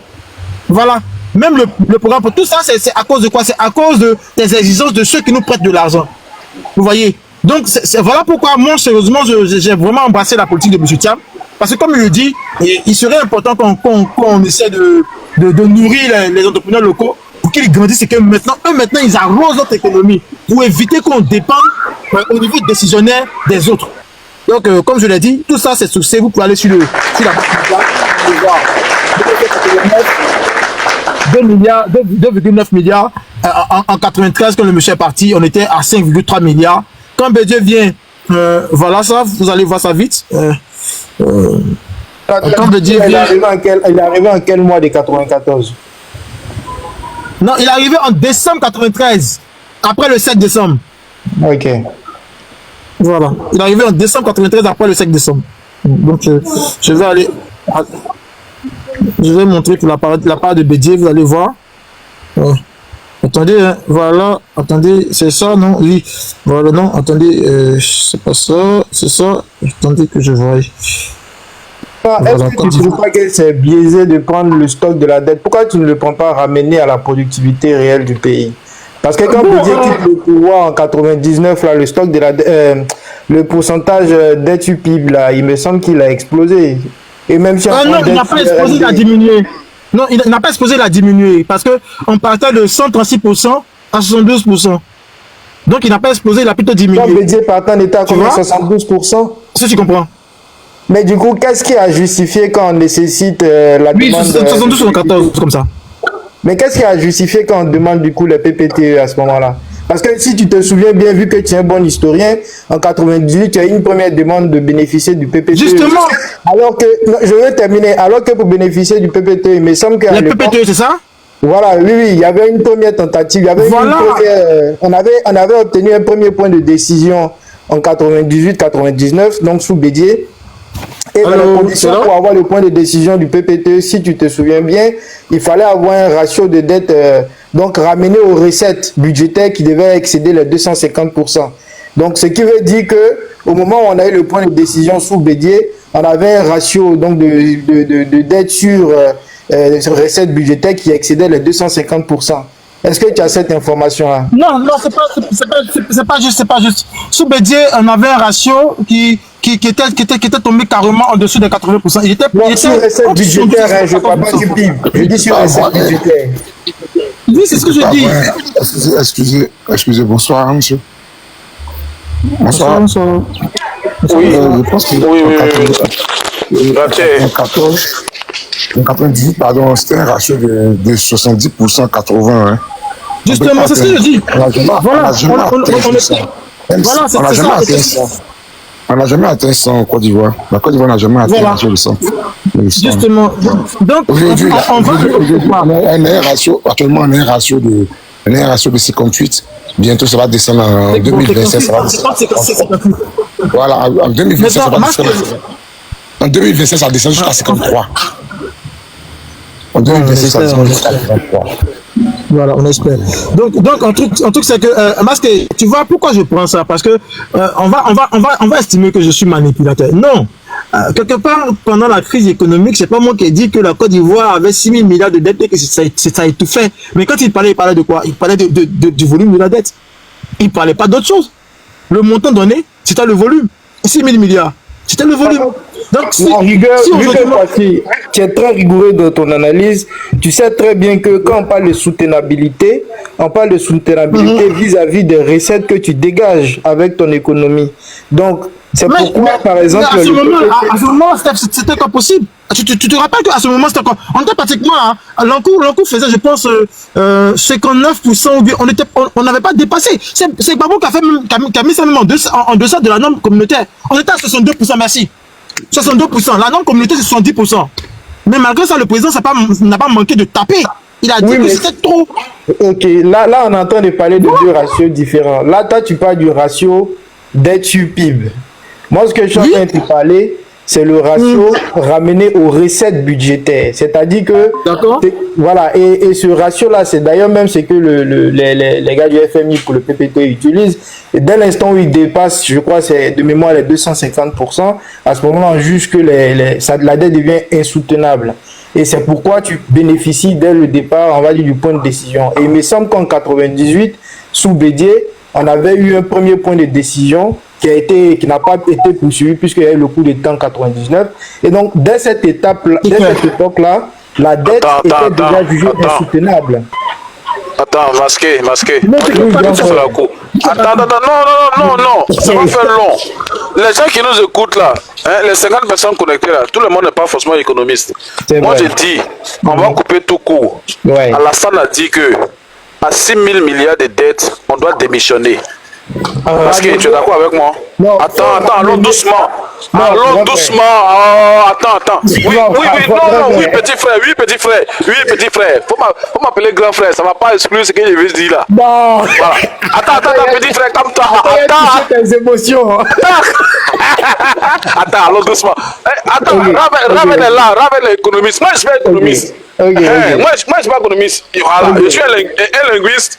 Et puis informaticien. Je dis, en toute objectivité, quand quelqu'un prend, comment on appelle ça, micro devant toutes les chaînes publiques, et puis il dit qu'à 6 000 milliards de dettes, on doit démissionner parce qu'on a échoué.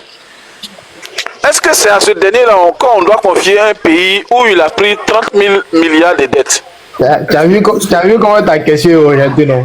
Là, je reconnais que... Non, c'est pas une question orientée. Bon, attends, quand lui disait que 6 000 milliards de dettes, on doit démissionner la SAC. Mais son propos n'était pas orienté. Léon, voilà pourquoi on parle des ratios. C'est pas une question de... C'est pas une question de soutenabilité. Non, attends. C'est une question de... Non, attends, masqué. C'est une question d'un individu qui vient, qui connaît tout ça. Il est économiste de formation. Il a un PhD en économie assorti de l'université de Pennsylvanie. Il dit que un individu à la tête d'un pays qui fait 6 000 milliards de dettes, il doit démissionner. Maintenant, nous, on dit, un individu à la tête d'un pays qui fait 30 000 milliards de dettes ne doit pas faire 4 mandats. Toi, tu dis quoi?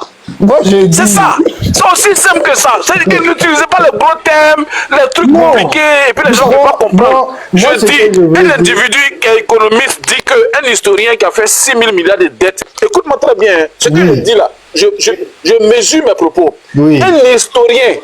Un historien, donc qui n'est pas économiste, qui fait 6 000 milliards de dettes, doit démissionner parce qu'il a échoué. Maintenant, toi, tu es économiste, et puis tu fais 30 000 milliards de dettes, voire 40 000 milliards de dettes. Toi là, tu dois faire quoi? Tu dois te poser la question de la soutenabilité de ta dette. Ça, c'est oh, c'est ça là que j'aime pas chez vous là. Non, mais je pose une question simple. Faut répondre. Non, faut laisser grand frère là. Moi, je pose une question simple. Je dis, un historien, quelqu'un qui connaît rien en économie, on lui dit que 6 000 milliards de dettes, tu dois démissionner, tu as échoué, tu vaux rien. Maintenant, moi, je suis expert dans le domaine. Attends, moi, je suis expert dans le domaine. Je suis économiste. Maintenant, quand moi, je viens à la tête du pays, là, avec tous les leviers, PPTE, la dette est allégée, on a annulé, comment on appelle ça, une partie du crédit de la Côte d'Ivoire. Et puis maintenant, moi, je prends 30 000 milliards de dettes. Moi, là, qu'est-ce qu'on doit me faire? Il faut répondre simplement, il faut laisser soutenabilité là. On doit te donner 4e mandat parce que ta dette était efficace. Non, mais moi, je n'étais pas sérieux. C'est qui ça là? Tu veux pas entendre ça? Il va dishabiller. T'es salaud, masqué, t'es salaud.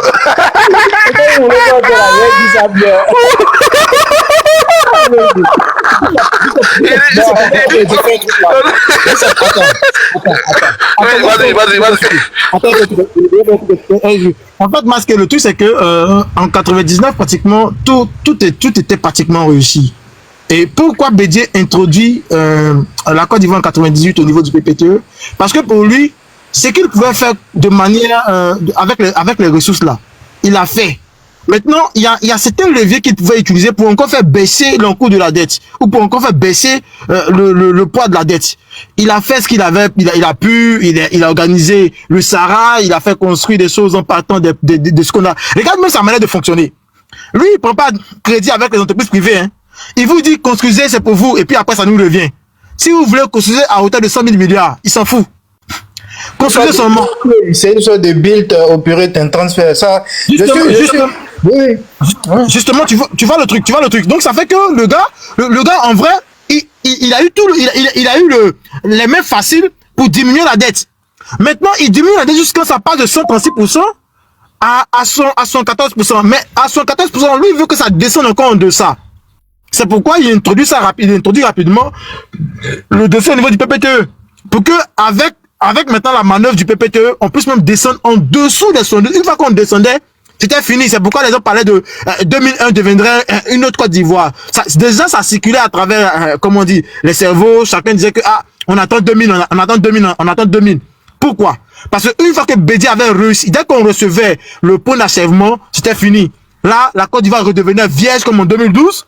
Et là, maintenant, une grande partie de nos ressources serait utilisée je dirais, dans tout ce qu'on voudra comme grands travaux.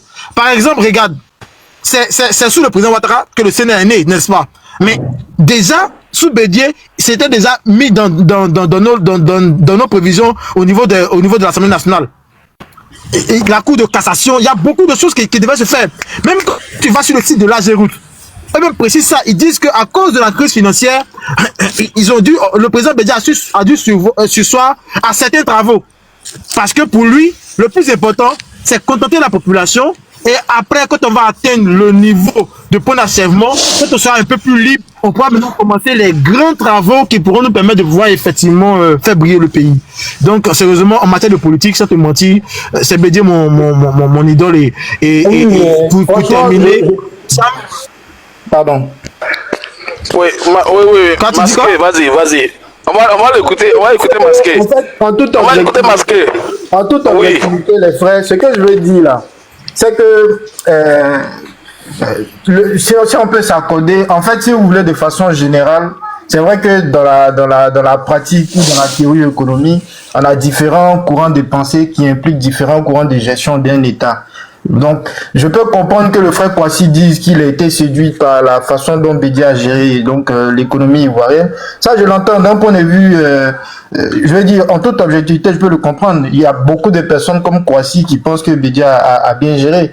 Maintenant, j'ai envie de dire que, est-ce qu'on peut m'accorder aussi le même crédit de dire que moi, je préfère la façon dont Alassane Ouattara, le président actuel, gère aussi l'économie du pays. Maintenant, une fois que j'ai dit ça, est-ce qu'on voilà, on a des orientations politiques différentes. Moi, ce que je voulais dire, moi je suis souvent le frère de Kwasi qui fait des belles interventions. Même le grand frère Lyon, même si ils m'ont bloqué, d'ailleurs, je voulais te dire, grand frère, ils m'ont mis en sourdine dans tes commentaires, donc je peux plus rien commenter dans tes trucs là. Ce qui veut dire que ça, c'est pas c'est pas de bon augure pour la liberté d'expression. Débloquez-le. Ça, c'est une petite parenthèse. Dites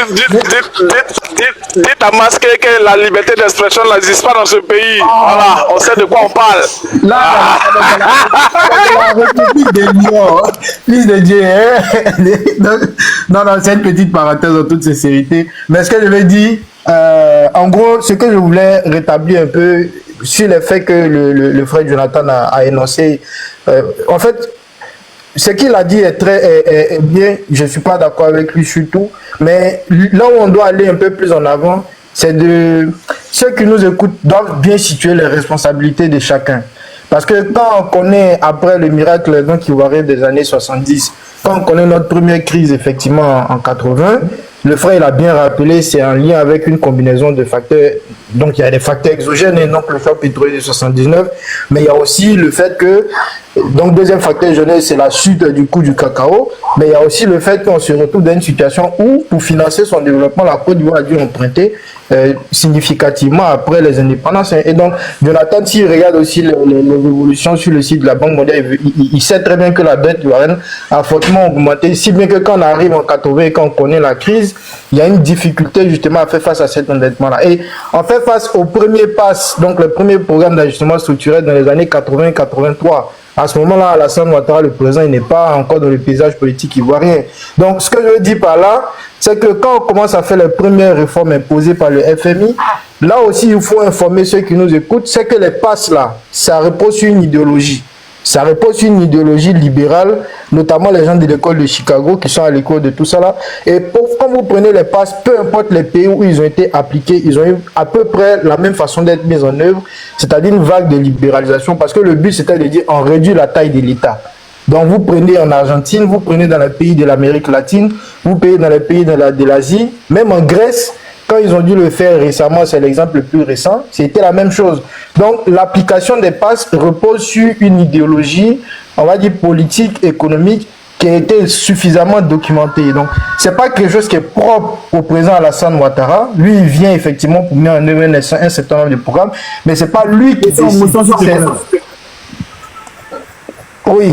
S'il te plaît. Je peux être juste terminer une petite partie. Juste un rectificatif. Pour la Grèce. Pour la Grèce, ce n'est pas une notion de passe. Non, j'ai dit... Oui, non, attends. Bon, si tu veux, je rectifie. On ne parle pas de passe dans le cas de la Grèce, mais tu es d'accord avec moi que ce qui soutenait le redressement de la Grèce était aussi une diminution assez drastique des dépenses publiques. Si tu veux, c'est comme si tu réhablis la mariée, mais au final, c'est la même personne. Je suis d'accord. On est d'accord, non? Donc, c'est-à-dire que les passes, effectivement, c'était une terminologie, mais quand on arrive dans le cas de la Grèce, on ne parle pas des passes, je suis d'accord, mais le remède, il est le même, mais techniquement, c'est la même chose, on demande à la Grèce de faire. Et si vous suivez bien, les effets aussi sont les mêmes. Pourquoi il y a eu les grèves en Côte d'Ivoire, il y a eu les manifestations, tout ça, c'est parce que les remèdes étaient très douloureux. Mais là aussi, il faut qu'on... Oui, grand frère. Une notion. Oui. Tu sais, il y a les critiques qui disent malheur à celui par qui le malheur arrive. Tu vois? Okay. En fait, c'est anecdotique. C'est vrai que le pass, c'est une manière de fonctionner des Occidentaux. Hein, on va dire des libéraux qui, pour eux, tout ce qui les intéresse, c'est endetter les pays pour ensuite pouvoir les soumettre à leur dictat. Mais celui qu'ils ont envoyé chez nous pour pouvoir conduire leur projet malsain là, c'est pas nous, c'est le besoin là. On va faire comment? Je voulais que Max termine son analyse et puis on a lui poser. Il a eu posé deux questions. Mais est-ce que c'est suffisant pour dire que bon, ok, donc je termine mon analyse. Maintenant, si c'est là où je voulais, voilà, donc je poursuis. Ben effectivement, quand il commence à rentrer effectivement dans le paysage politique, il me semble que c'est en 89, d'abord dans le fameux conseil ministériel là, et puis après effectivement il passe 90 en tant que premier ministre, et 93 il y a la mort du président Oufoué à son âme qui repose auprès de Dieu, et effectivement 94 Bédié Révé. Bon, ça on connaît la petite histoire, mais moi j'ai pas le truc, mais ce que je sais c'est que quand il arrive et qu'il met, et ça c'est une question que je vais te soumettre, mais je soumets à tous les érudits qui sont sur le panel, est-ce que vous pensez en toute sincérité, quand on prend l'exemple présent par exemple de la Grèce, est-ce que vous pensez en toute sincérité que pour remettre une économie qui a souffert comme la nôtre d'une crise aussi violente qu'on a connue, vous pensez que au-delà de tout discours partisan politique, vous pensez que 3 ans c'est suffisant pour remettre une économie à flot? Ça c'est une première question que je me pose à titre personnel, intellectuellement parlant. Même si j'ai ma réponse, je pense que voilà, je vous la soumets quand même. Mais au-delà, il me semble que quand, comment on appelle ça, ça c'est une question que je voulais te soumettre aussi. Là, on va avoir une petite différence aussi. Donc en 94, quand il y a la dévaluation du franc CFA, est-ce qu'à ton avis, la dévaluation du franc CFA profite aussi à l'économie ivoirienne? Ça, c'est un élément de réflexion que je te soumets. Et le dernier élément que je voulais soumettre aussi à votre débat, que je trouve très intéressant, c'est est-ce que, quelque part, donc jusqu'à 95, c'est-à-dire quand Bédié il est vraiment élu, est-ce que tu n'es pas sans savoir qu'il y avait un plan, on va dire, donc de stratégie qui avait été formellement mise en œuvre et dont les effets devaient se produire? Et pour vous piéger un tout petit peu, quand Tidjane Thiam arrive à la tête du Crédit Suisse, on est d'accord que le Crédit Suisse aligne des déficits. Et Tidjane Thiam, dans ses premières années, il ne fait pas automatiquement revenir le Crédit Suisse à un niveau excédentaire. Il lui faut, je crois de mémoire, je vais retrouver le rapport de la FINMA, il lui faut minimum 3 ans de déficit successifs avant que l'année qui suit, il revienne à un résultat excédentaire. Donc moi, je vous sais très juridique, très intelligent. Est-ce que vous pensez en toute sincérité que, avec tout ce que j'ai dit là, on peut réellement dire que 94, 95, quand la Côte d'Ivoire commence à rebondir, qu'il n'y a pas un peu d'ingrédients qui est resté au fond de la marmite qui peut être attribué un peu à la stratégie du président Alassane Ouattara? En toute sincérité, est-ce qu'il n'y a pas un fond de marmite là-dedans? Ça, c'est une question que je vais sur le débat. Bien avant que tu... Bien avant... Bon, vas-y. Absolument pas. Je m'ai demandé à Mas, est-ce que tu peux nous donner, ou bien si tu as information du bilan de la politique des passes? Je crois que il y avait passe et puis il y avait poste, un truc comme ça, correction d'orientation politique et puis correction d'ajustement structurel. Est-ce que tu as un rapport des différents passes qui ont été appliqués à la Côte d'Ivoire par le Fonds monétaire international et par la Banque mondiale? Mais je peux même te répondre de façon générale, en toute sincérité, pour avoir un peu commenté l'affaire, enfin pas spécifiquement pour la Côte d'Ivoire, je vais te dire en toute sincérité, mais de façon générale, il est vrai que les passes ont été beaucoup critiqués. Pourquoi ils ont été critiqués? Parce que, et c'est logique de le considérer de cette manière, il y a beaucoup qui considèrent que tu ne peux pas... On va faire simple. Tu as les fameux dilemmes. interventionnistes et non interventionnistes. Il y a beaucoup qui considéraient que le fait de réduire la taille de l'État dans une économie qui doit être relancée était une, comment on appelle ça, hérésie. Et je prends pour exemple, peut-être à tort, quand les États-Unis ont dû relancer leurs économies et l'Europe de façon générale après-guerre, on est tous d'accord qu'il y a eu une forte intervention de l'État. Et donc, la théorie libérale qui voudrait qu'il fallait réduire la taille de l'État pour laisser place au secteur privé pour que ça puisse répartir, ça c'est une théorie purement libérale. Donc tu comprends que de l'autre côté, ceux qui n'adhéraient pas à cette théorie-là ont beaucoup critiqué. Et effectivement, là où je peux vous l'accorder, c'est que l'application des passes dans de nombreux pays n'a pas forcément produit, on va dire, l'effet escompté. Voilà, ça, moi sur les débats, on va dire de cette nature-là, moi je n'ai aucun souci à... C'est très bien que tu as répondu, c'était un petit... Tu peux me mettre en grand, Bishop, même en grand rapidement pour qu'il puisse voir quelque chose. Bien avant que tu ne commences, je voulais attirer l'attention de Masqué. C'était le piège. C'est le piège que je t'ai rapporté, je t'ai ramené, parce que à aucun moment on a fait le bilan des passes, des programmes d'assurance structurel qui ont été imposés à la Côte d'Ivoire. Je crois que sur une chaîne cryptée camerounaise, il y a le docteur Don Melo qui donnait les raisons profondes de l'arrivée de M. Ouattara en Côte d'Ivoire. Je vais retrouver l'interview et puis ça va être fait. Maintenant, la question que tu te posais, est-ce qu'il est possible à la Côte d'Ivoire de réduire ou bien de consommer sa dette sur une période de 3 ans? C'est possible. C'est possible. Avec des politiques économiques très très très rigides, comme on l'a fait en Grèce. Comme tu as pris l'exemple. En Grèce, ça veut dire que les charges, parce qu'on parle de déficit budgétaire, nous tous nous le savons, déficit budgétaire, ça veut dire que le train de vie de l'État est supérieur à ses réalités. L'État dépense plus qu'il ne gagne. Donc, si on réduit de façon considérable, je crois que le professeur Mamadou Koulibaly même a eu à le faire lorsque M. Gbagbo parlait de son budget sécurisé. Il y a des secteurs économiques qui sont en Côte d'Ivoire dont l'État doit nationaliser. Moi, je suis pour qu'on nationalise ce qu'on a vendu. Parce qu'on nous a fait croire que non, que il y avait de la gabégie au niveau de ces secteurs-là, comme la SODECI, l'ECI, les mines, etc., etc. Tout ça là, on reprend, on nationalise, on sait comment faire. On sait que nous avons un très bon sous-sol. On sait qu'on a des ressources halieutiques, des ressources minières, des ressources même humaines qui sont là. On peut dégager. Le seul marché d'Adjamé produit à lui seul 4 milliards par jour. Donc à l'échelle nationale, on peut se dire que c'est vrai qu'on regarde les dépenses. La masse aujourd'hui qui fait que l'État dépense le plus, ce sont les salaires des fonctionnaires. Donc on regarde comment on peut ajuster. En tout cas, les érudits en économie, et en plein en Côte d'Ivoire, on trouve des stratégies pour pouvoir juguler notre dette.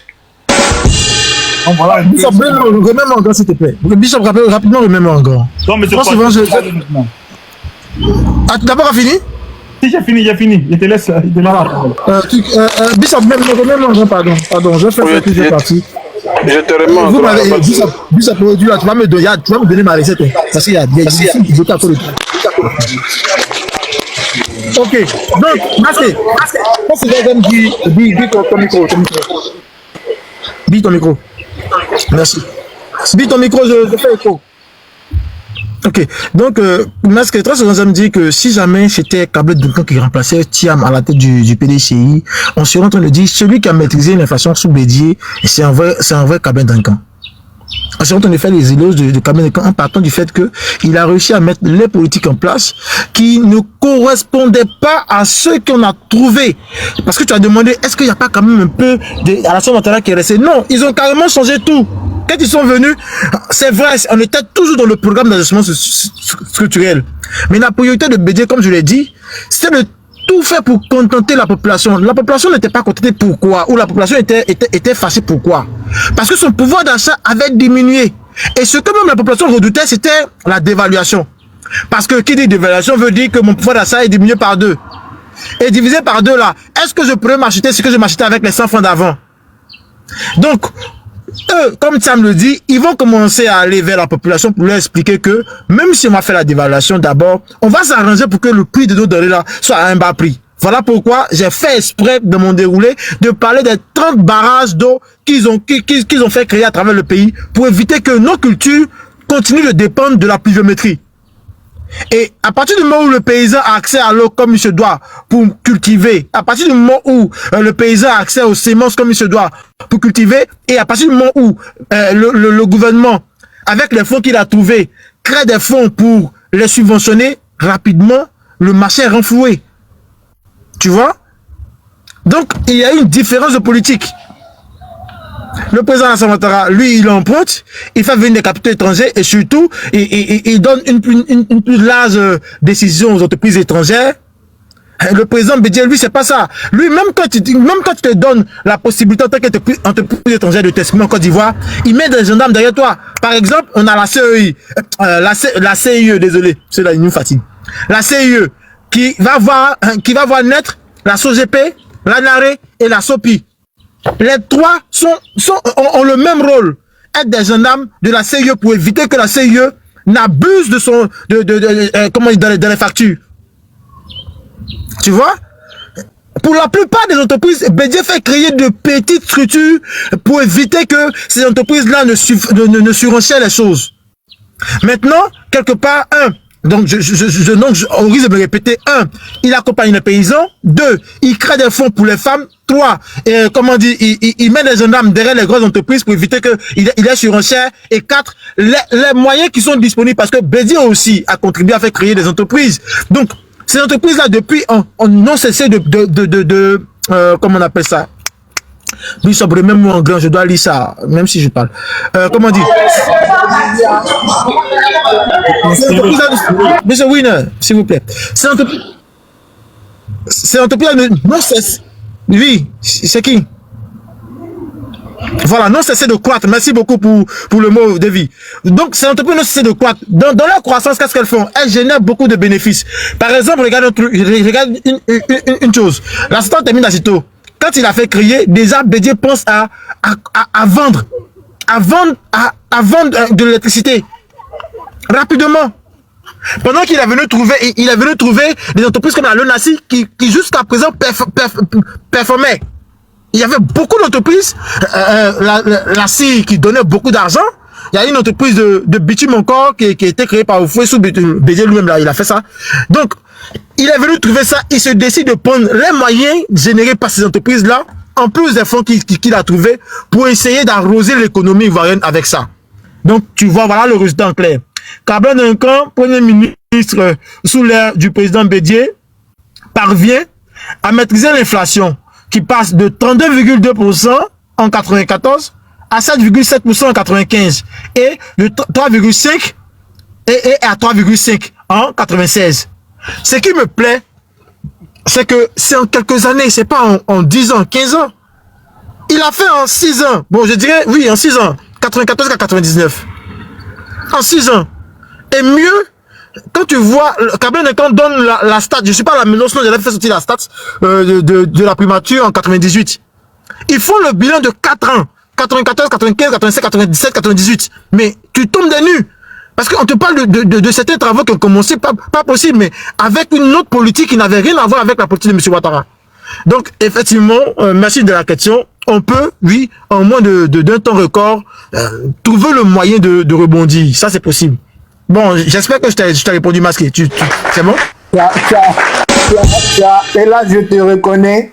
Tu as savamment sélectionné. En vrai, tu devrais faire avocat parce que tu as savamment sélectionné. Mais hey, les gens me le disent, les gens demandent à ce que je devienne avocat. Bon, peut-être qu'il n'a pas dit faire des études de droit. Non, franchement, je te promets. Hein. C'est vrai qu'on a discuté de temps en temps sur des panels, vite fait sur des thématiques, mais ta manière de procéder, moi je suis attaché à analyser la manière dont les gens procèdent pour dérouler les argumentaires. En tout cas, on est tous des Ivoiriens. Moi, j'aime bien discuter avec tout le monde et c'est ce qui contribue à la démocratie. Donc, j'ai aucun mal à discuter avec vous et j'apprécie la façon dont vous déroulez vos arguments. Bonsoir. Bonsoir. Expliquez-vous. Merci beaucoup. Bon, les gars, en tout cas, merci pour aujourd'hui. Oui, Je descends, je vous laisse. Tu n'as pas répondu à la dette. D'accord. Il va répondre prochainement. Kwasi, merci l'historien. Il va répondre après. Et il n'a pas dit, Voilà, le tour de parole. Je vous donne. Donne-moi 2 minutes, vite, fait, grand frère. Je vais dire un truc rapide. Ce que Kwasi n'a Attends, demande la permission à Franck. Parce que c'est à lui de parler, donc demande la permission. Donne-moi 1 minute. Voilà, si te l'accorde, c'est ça. Sinon, moi, je n'ai plus rien à voir. Ça m'a fait. Donne-moi 1 minute, s'il te plaît, le frère. Bon, je rejette parce que ce que j'ai à dire, c'est quand même important. Ok. Ce que vous avez dit, ce que vous avez marqué avant. Voilà. Depuis la peine. Franck aussi est avocat, hein. Objection rejetée. Franck est avocat. Objection rejetée. Donc, Franck, vas-y. Bishop, pardon, motion. D'accord. Je vais dire à magazine n'est pas parti parce que moi, il y a une question pour lui. D'accord. C'est masqué. Il est là. Il va pas partir. Franck, vas-y. Ok, d'accord. J'ai pris la peine de vous écouter depuis un moment. Il faut que je sois au bureau. Je ne pourrais pas trop m'exprimer parce que ici, c'est carrément interdit de la politique. Bon, ce que j'ai à dire, c'est que ce que je retiens de façon générale, vous avez eu à préciser, c'est que on a affaire à des personnes qui ont des idéologies différentes, qui viennent diriger, qui viennent à la tête de l'État. Mais au-delà de leurs idéologies, il y a la réalité du terrain. Par exemple, je prends un exemple. Quand le président actuel prenait le pouvoir, il a pris un pouvoir où, on va dire un peu, tout était quand même à refaire. Ça veut dire qu'on sortait d'une crise.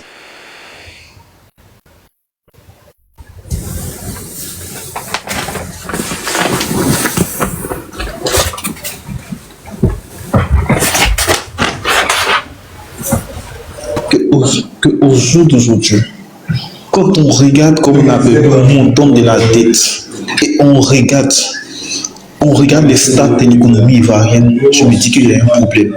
Il y a un problème pourquoi? On ne peut pas être dans un pays où 95% de l'économie ivoirienne est entre les mains des gens qui ne sont pas, c'est-à-dire que des gens qui ne sont pas nationaux.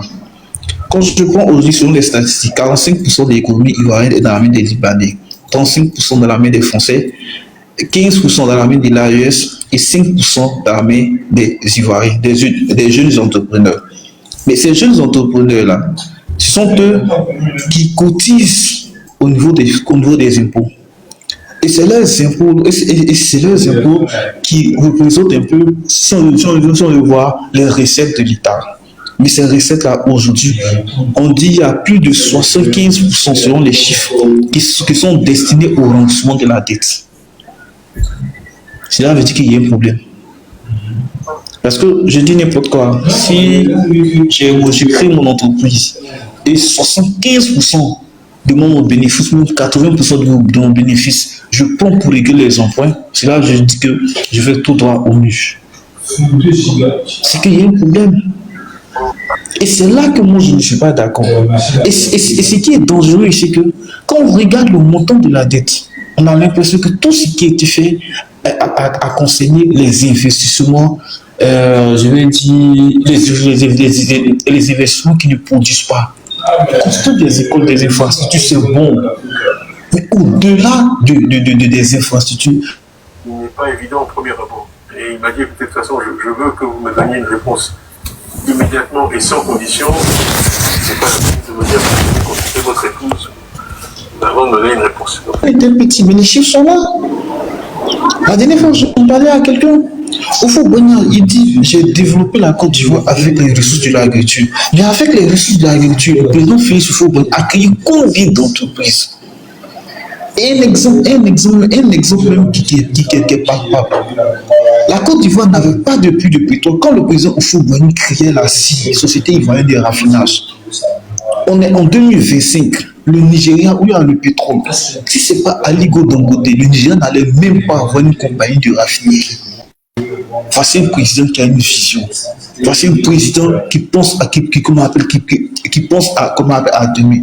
On ne peut pas s'asseoir, on contracte, on a des dettes, on prend une économie, c'est-à-dire que tout ce qui est en termes d'opportunités, tout est dans la main des étrangers, des multinationales. Les multinationales, ils rapatrient leurs bénéfices dans leurs différents pays. Donc il y a un problème. Il y a un problème. Donc au-delà de tout ce qu'on entend de dire, il faut quelqu'un qui va venir. Et le danger, c'est quoi? Le danger, c'est quoi? C'est que celui qui va prendre, comment on appelle les rênes de l'État, après la gestion de ceux qui sont là, risque d'avoir un gros problème.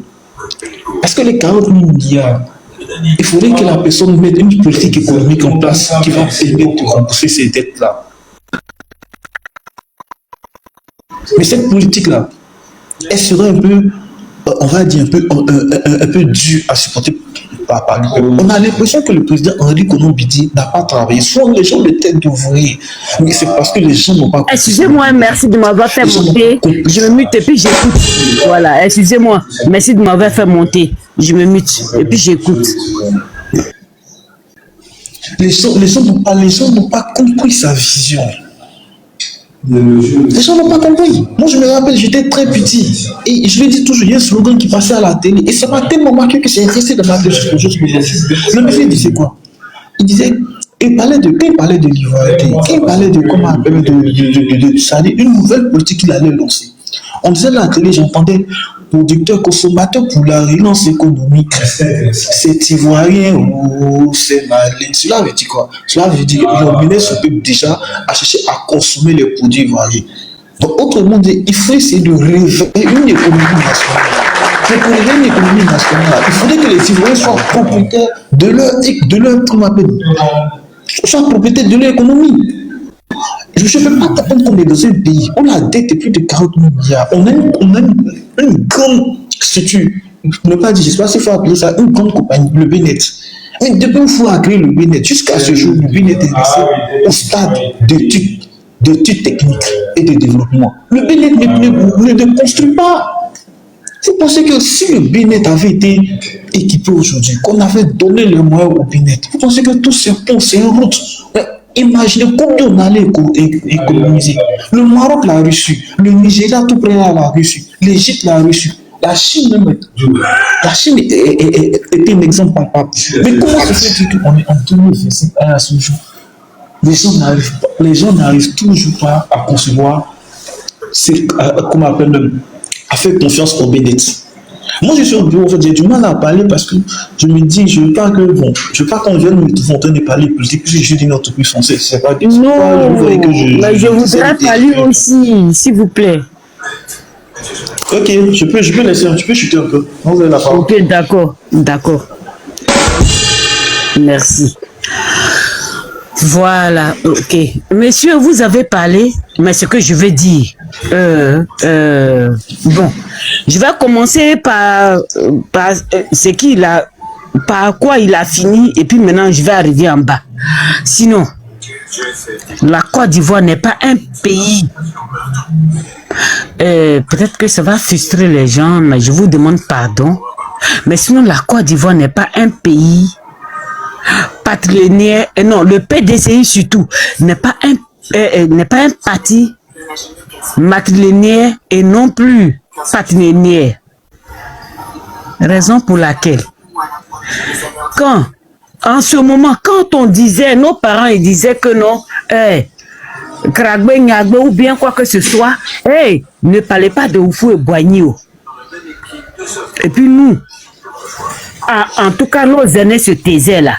Donc, pour dire, Oufou Boigny, il a créé le PDCI et la personne qui est partie pour créer le multipartisme, c'est M. Laurent Gbagbo qui a créé le multipartisme. Voilà. Donc, ce que je n'arrive pas à comprendre, comment dans le PDCI et dans la constitution de la Côte d'Ivoire qui dit que non, il faut vivre, ça veut dire la constitution ivoirienne, il faut avoir fait 5 ans en permanence en Côte d'Ivoire pour que tu sois candidat du PDC. Allô, Ravel, le live va se couper. Je suis déchargé, ça va se couper, je suis déchargé. Ah, donc maintenant, je laisse tout cela. Maintenant, je vais parler bon, d'accord, donc je vais parler d'autres choses. Voilà. Alors, je pense que... Donc, Simone Yves Gbagbo, elle est candidat je sais pas, de la CAPSI, et puis Gbagbo, il a fait son truc de front commun là. C'est vrai qu'il bafoue.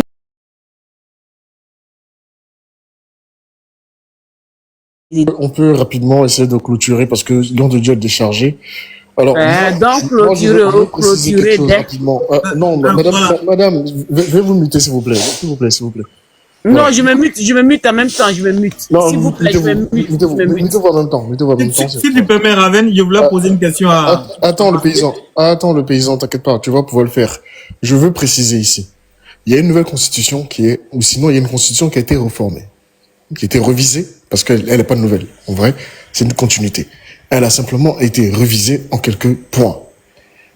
La nouvelle, donc, révision nous dit en l'article 55 les éléments qu'il faut pour être candidat. En aucun cas, il n'y a besoin d'être résident permanent pendant 5 ans. Ce n'est pas vrai. Cette notion-là n'existe plus. Il faut être de père ou de mère ivoirien. Thiam est totalement dedans, parce que sa mère est ivoirienne d'origine. Il faut avoir plus de 35 ans, et c'est le cas. Je pense qu'il remplit totalement les conditions. Bref. Maintenant, par rapport à l'activité économique de la Côte d'Ivoire, mais il faut le dire, la Côte d'Ivoire est un pays résilient. C'est pas d'aujourd'hui. La Côte d'Ivoire a quand même été la locomotive, et a toujours été cette locomotive-là de l'UEMOA, pesant quasiment 40%, je veux dire, de ce réseau-là. Donc ce n'est pas quelque chose de surprenant. Quelqu'un l'a mentionné, on a réussi, depuis la période Houphouët-Boigny et la période PDCI, à construire ce pays-là. Il ne faut pas croire que le pays a été fait depuis 2011, il existe depuis 1960. On a réussi donc à construire ce pays-là, à apporter des infrastructures avec, en majeure partie, des revenus basés simplement sur l'agriculture. Fait marquant, la Côte d'Ivoire est tellement résiliente que même lorsque le pays était divisé en deux et qu'il y avait une rébellion qui gérait le nord et le gouvernement qui gérait que le sud, le gouvernement d'alors, géré par le président Laurent Gbagbo, était capable de pouvoir payer des dettes de toute la Côte d'Ivoire entière. Toi-même, tu m'entends même là. Je n'ai pas dit le contraire. Oh, mais madame, calmez-vous s'il vous plaît. Je ne m'adresse pas directement à vous, je m'adresse au panel. D'accord? Et à ceux qui nous écoutent. Mais oui. S'il vous plaît. Même Cheikh Tidiane a payé la jeter là-bas avec mes enfants. Je n'ai pas dit le contraire. S'il vous plaît. Mais j'ai dit, quand vous fermez mon micro là, parce que je vous dis, est-ce que vous m'avez bien entendu? Ok. Alors, voilà. Donc, on va éviter de parler en même temps, sinon on s'entendra pas. C'est pas intéressant. Le but n'est pas de venir faire une cacophonie. Voilà. Merci beaucoup. Donc, j'étais en train de dire ici que la principale... Ok. Ce qu'il faut retenir, en tout cas, par rapport à l'économie ivoirienne, nous sommes dans une économie résiliente. La Côte d'Ivoire, aujourd'hui, a pu bénéficier... Non, c'est une question que je vous pose. Est-ce que si vous... La Côte d'Ivoire... Bon, alors, madame, je pense que vous avez un problème avec votre micro, hein, donc je sais pas si vous me parlez, est-ce qu'après je peux vous répondre? C'est la question que je vous pose. Il n'y a pas de souci, Je veux dire, évitons de parler en même temps. D'accord, donc là, maintenant, je vais me muter, et ça veut dire que je vais descendre, et puis je vais vous écouter. Il y a pas et puis après ça, voilà. Merci beaucoup. Merci. S'il vous plaît, c'est juste une proposition. Je souhaiterais qu'on l'écoute pour voir ce qu'elle veut dire. Non, c'est bon. Elle a déjà dit la majorité de son point, hein, je pense. Oui, moi-même, c'est ce que je voulais. Il n'est pas nécessaire.